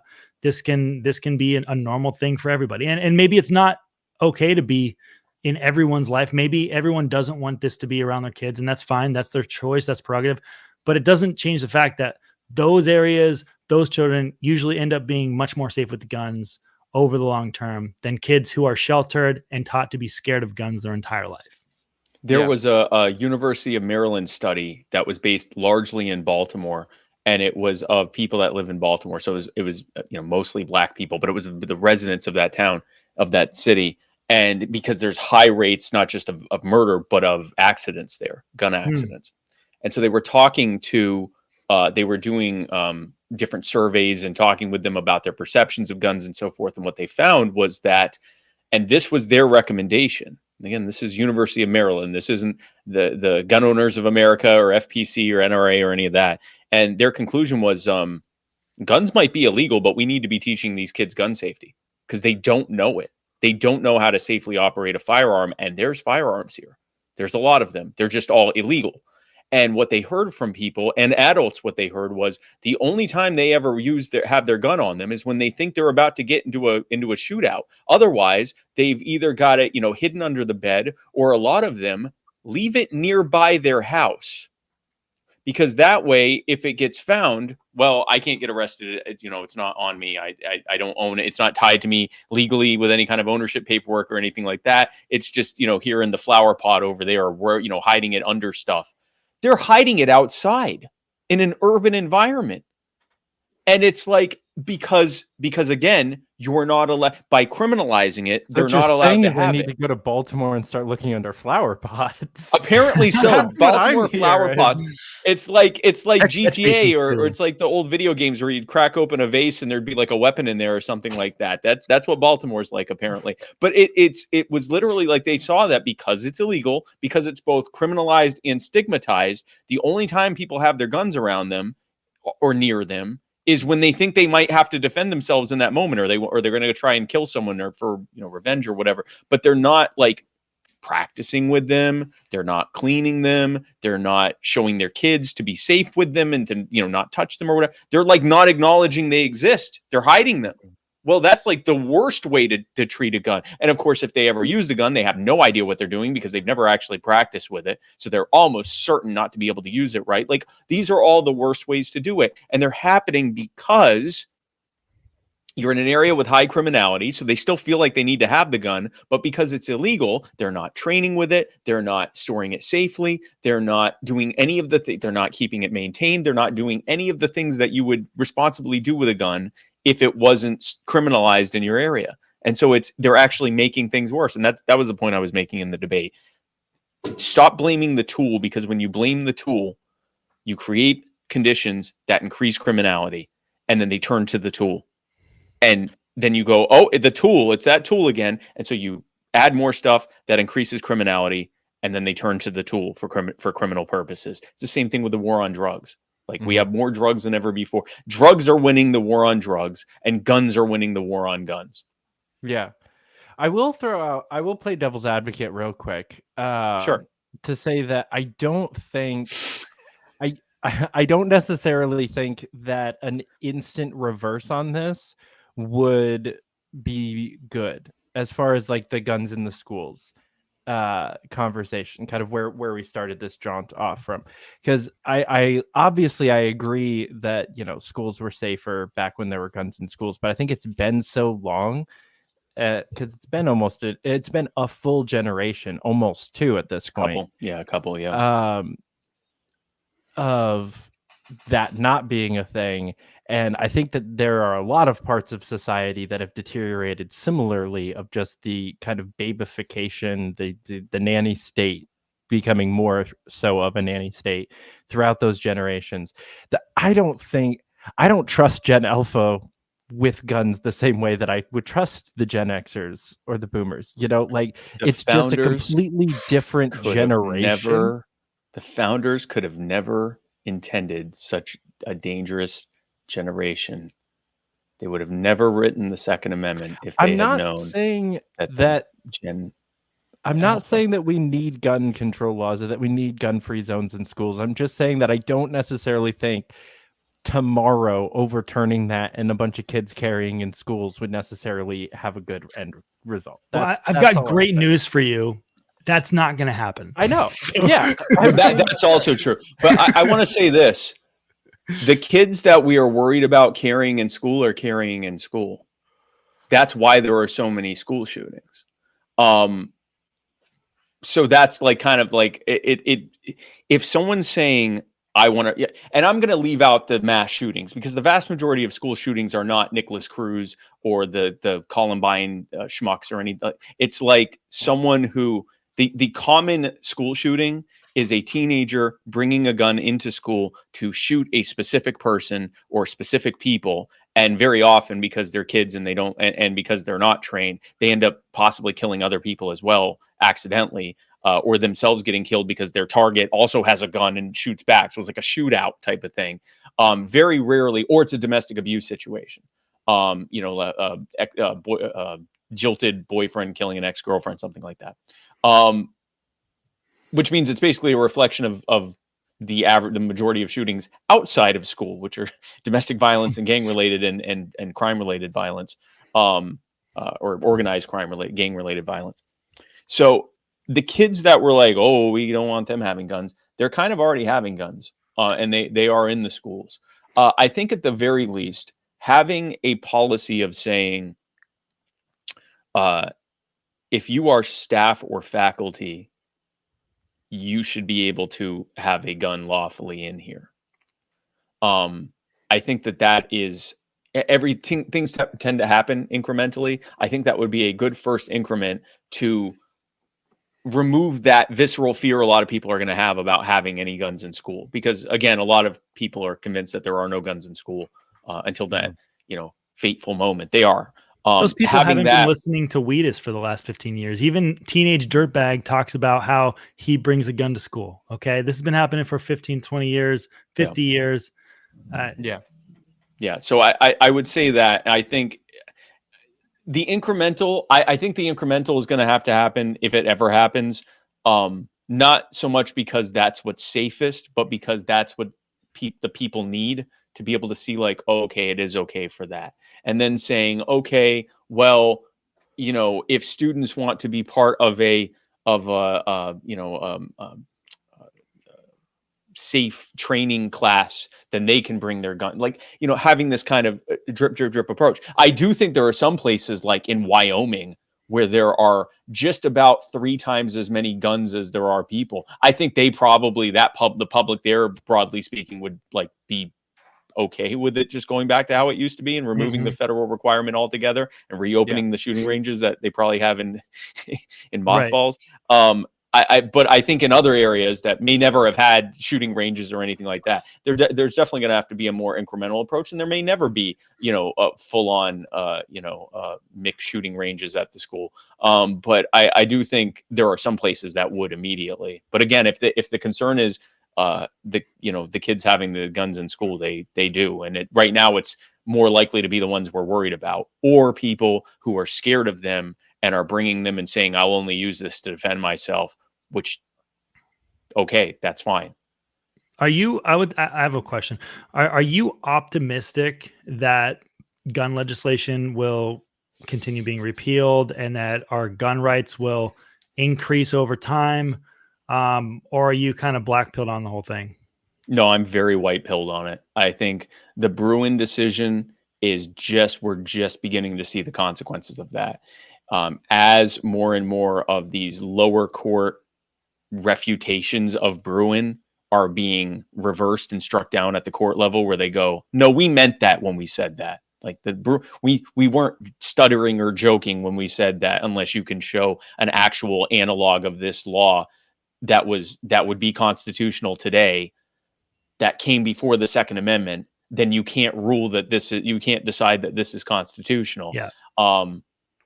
The only examples that they can give of gun control acts or arms control acts before the Second Amendment were all laws that were intended to keep Native Americans, migrants, and Black people from being able to own weapons. And because of the 14th Amendment, those would all be considered unconstitutional now. So they literally, the only analogs they can point to are all unconstitutional by today's standards, retroactively.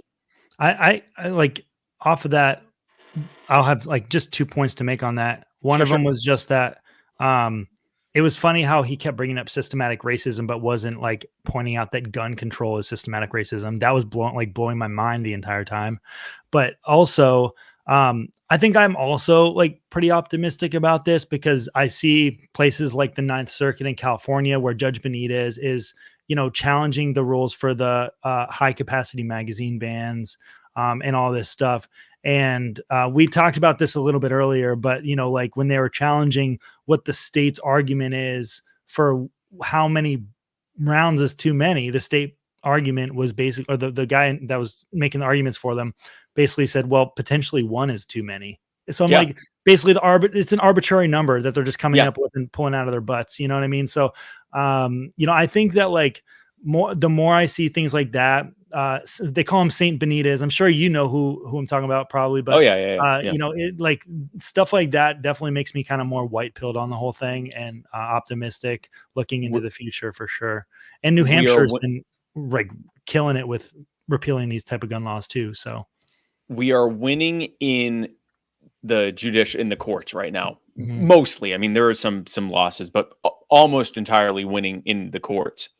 At the legislative level, it's hit or miss. But then what happens is that stuff gets repealed. So it's like we're doing well in some places. 29 states permitless carry. Mm-hmm. My state, the most recent one. I've been saying for decades now that South Carolina had the worst gun laws in the South, and it wasn't even close. Now we are on par with everyone else. You can open or concealed, doesn't matter. Nice. No permit at all. They still offer a permit if you want one. It comes with a tray. What's that? I said I have no idea what that feels like.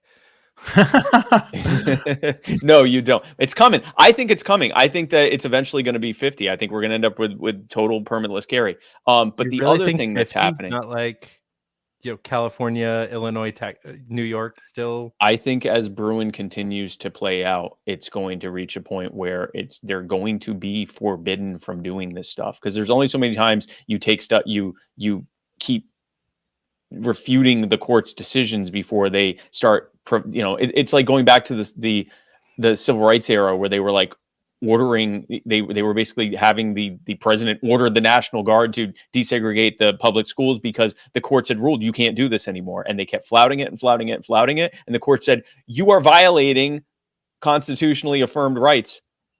You can't do that. And so I think that could potentially happen here. I think long before it got to that, they'd just stop enforcing it. And then they'd take credit for the reduction in crime that would happen as a result, which is what we're seeing in New York State, where they were having to start issuing permits and are now going, look, crime has dropped 20%. Oh, I can't imagine why. Anyway, so but the biggest thing is that minds are changing. So populations that historically have been the most averse to private gun ownership are the ones that are buying them in record numbers. And it's just we are increasingly at a point of, so we have crossed the Rubicon of more guns than people and are charging forward at ever increasing numbers. Gun ownership rates are going up after slowly dropping for a considerable period of time. It was fewer people having more guns. Now it's more people having more guns. And it's just, there's a certain point. It's like with cannabis. It reaches a point where it's like, all right, fine, have whatever you want. And then on the technology front, and I didn't get a chance to give my little quote during the debate, but I wish I had. Thanks to 3D manufacturing technology, it's getting easier and easier to make better and better firearms. And with encryption technology, no one knows you're doing it. So we're a few years away from being able to make guns that are better than the ones you can buy at the store at your home for a fraction of the price with no one knowing. And, you know, I've said this many times, but right now telling someone they can't have a gun or a specific type of gun isn't much different than telling them they can't have a bag of weed. Soon it'll be as effective as telling them they can't have a paper airplane. Like if you can make it at home and no one knows, then what the hell? Like gun control is at that point, it's like a wish. It's not even a real thing. It's, oh, you can't have that. How do you know I have that?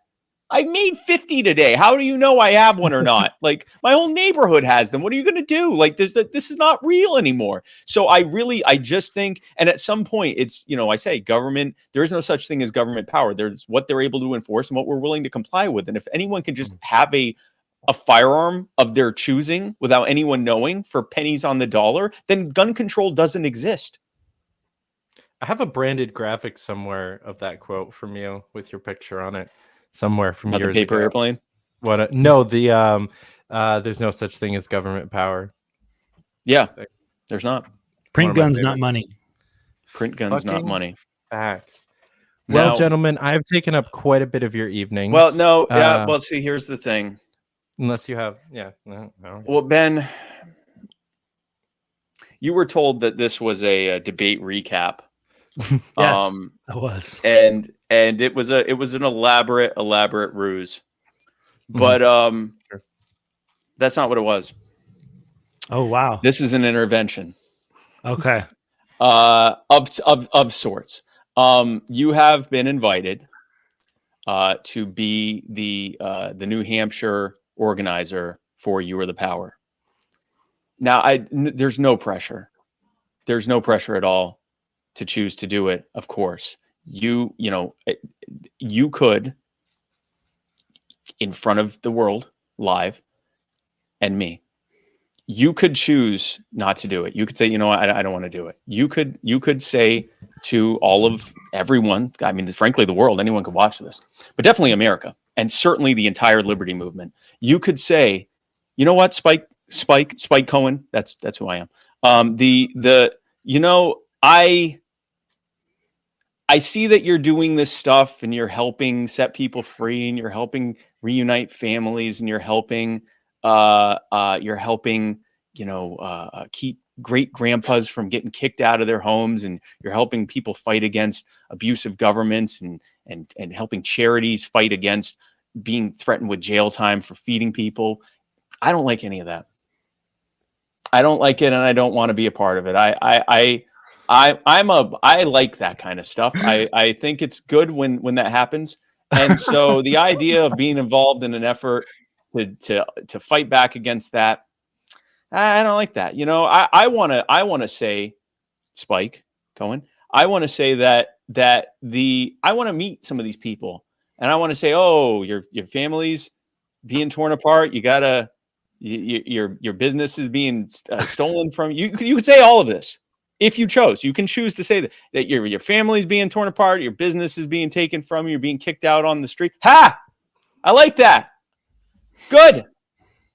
I think that's good. I'm a fan of that. I want to get that council person's email because I want to thank him.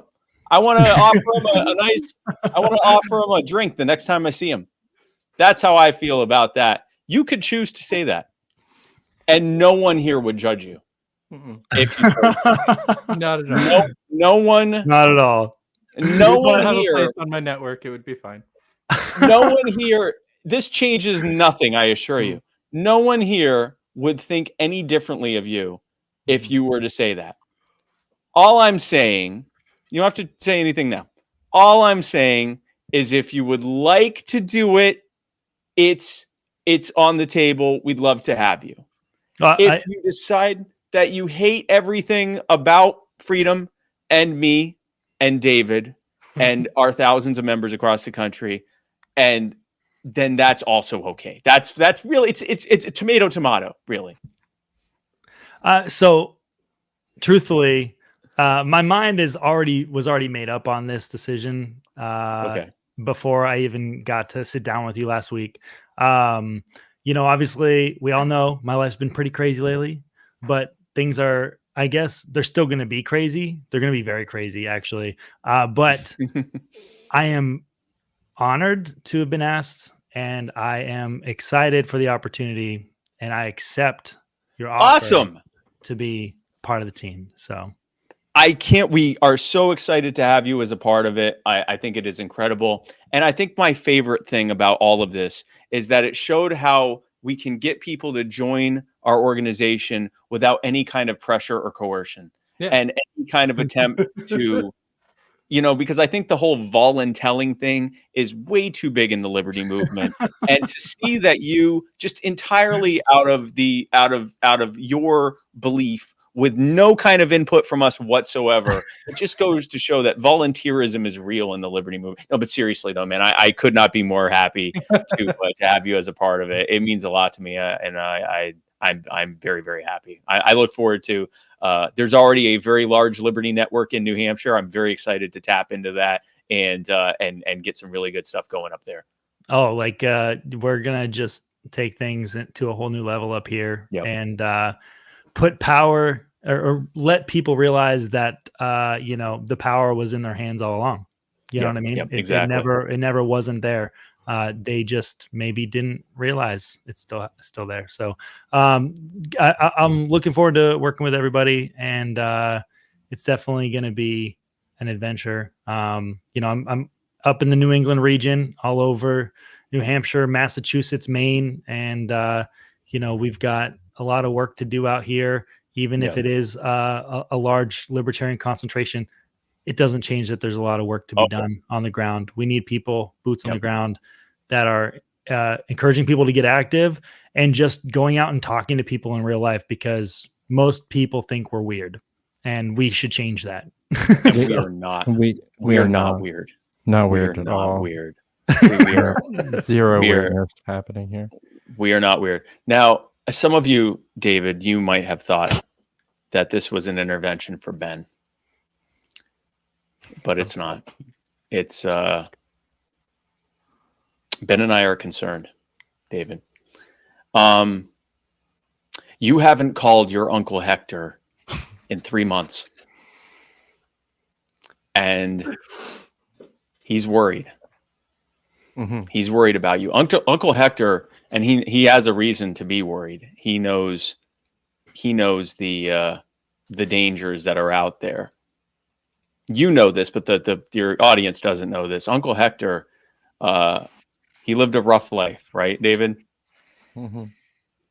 He lived a rough life. He was a hobo, and oh,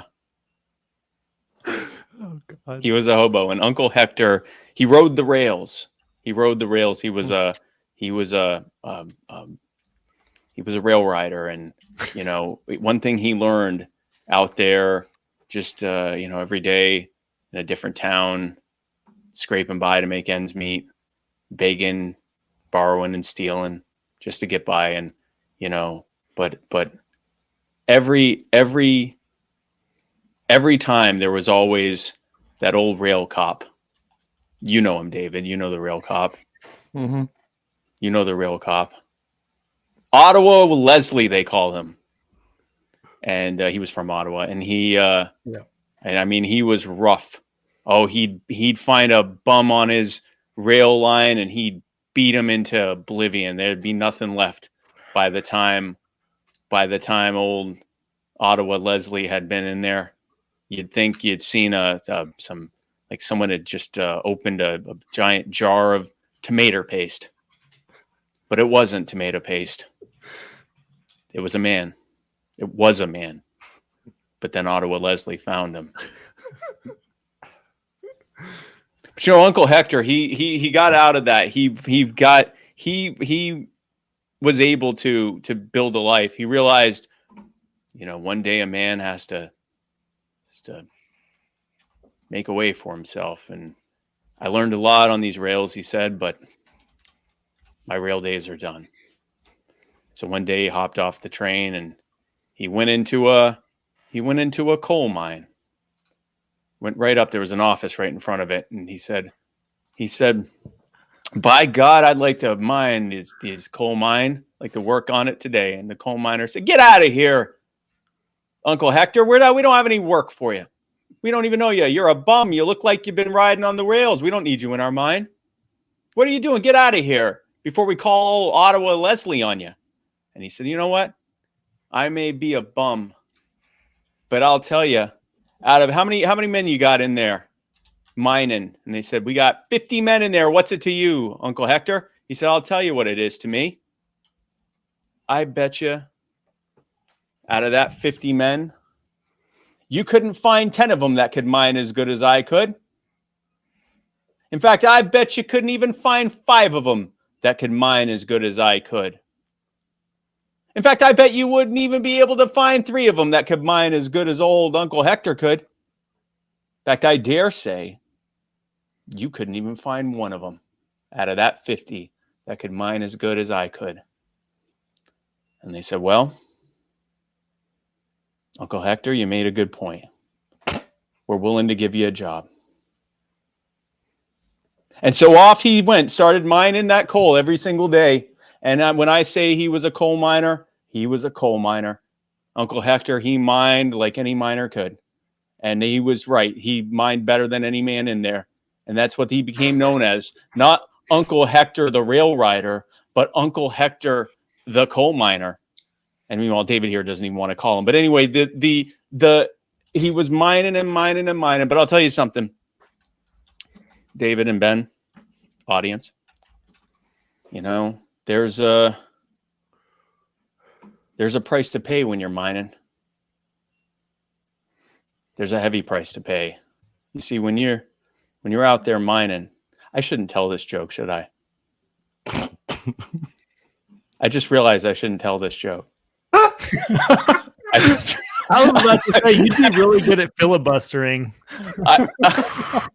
I just realized that would not be a good idea to tell this joke.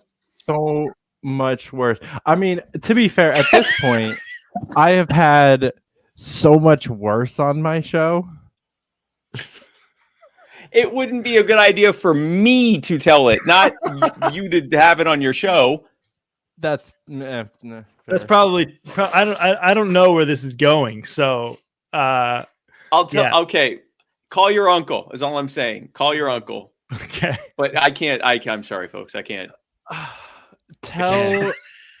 Tell everybody why they should join You Are the Power and how they can join You Are the Power. Sure, absolutely. You Are the Power is finding people that are being abused by their local governments, and we help organize our. Hey there. We help. I'm not as red anymore.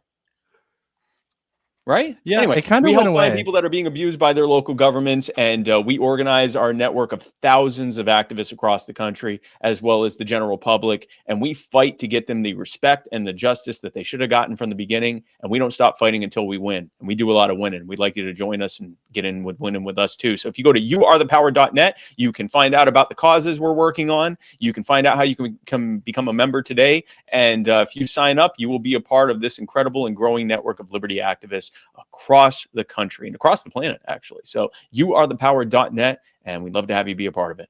David? Hell yeah. And if you're in New York or New Hampshire, you can reach out to me and Ben directly. Honestly, if you're in anywhere in the Northeast, you can talk to me, except for New Hampshire. Ben, you can talk to David even if you're in New Hampshire. He'll just tell you to talk to Ben. Yeah, maybe. If you're in New Hampshire, there's a good chance I don't like you, so it's okay. Wow. Just talk to Ben. You want me Ben, to give a tell spiel or people something about your show and how people can find that and who you've got coming up. Okay. Yeah, I've got I host the podcast called Shut the Punk Up every Wednesday and Sunday, but I do occasionally venture off of that and get real crazy on other days of the week. So I think I'm actually doing a show tomorrow with Nuke Cadillo, who's a musician, but also he's like one of the trying to understand kind of more of the red pill stuff, I guess. But I know I've got Rechtenwald coming on my show within the next week or so. I also have a couple comedians and musicians. You can find me on Twitter at the Emo AnCap. And yeah, that's pretty much where you'll find me twice a week, at least. So. Hell yeah. And you'll also find him as the New Hampshire organizer for You Are the Power at youarethepower.net. Hell yeah. Guys, thank you so much for watching. We'll catch you back here next time. Don't forget to like, subscribe, do all the things. And we'll catch you back here. Till then, keep up the fight.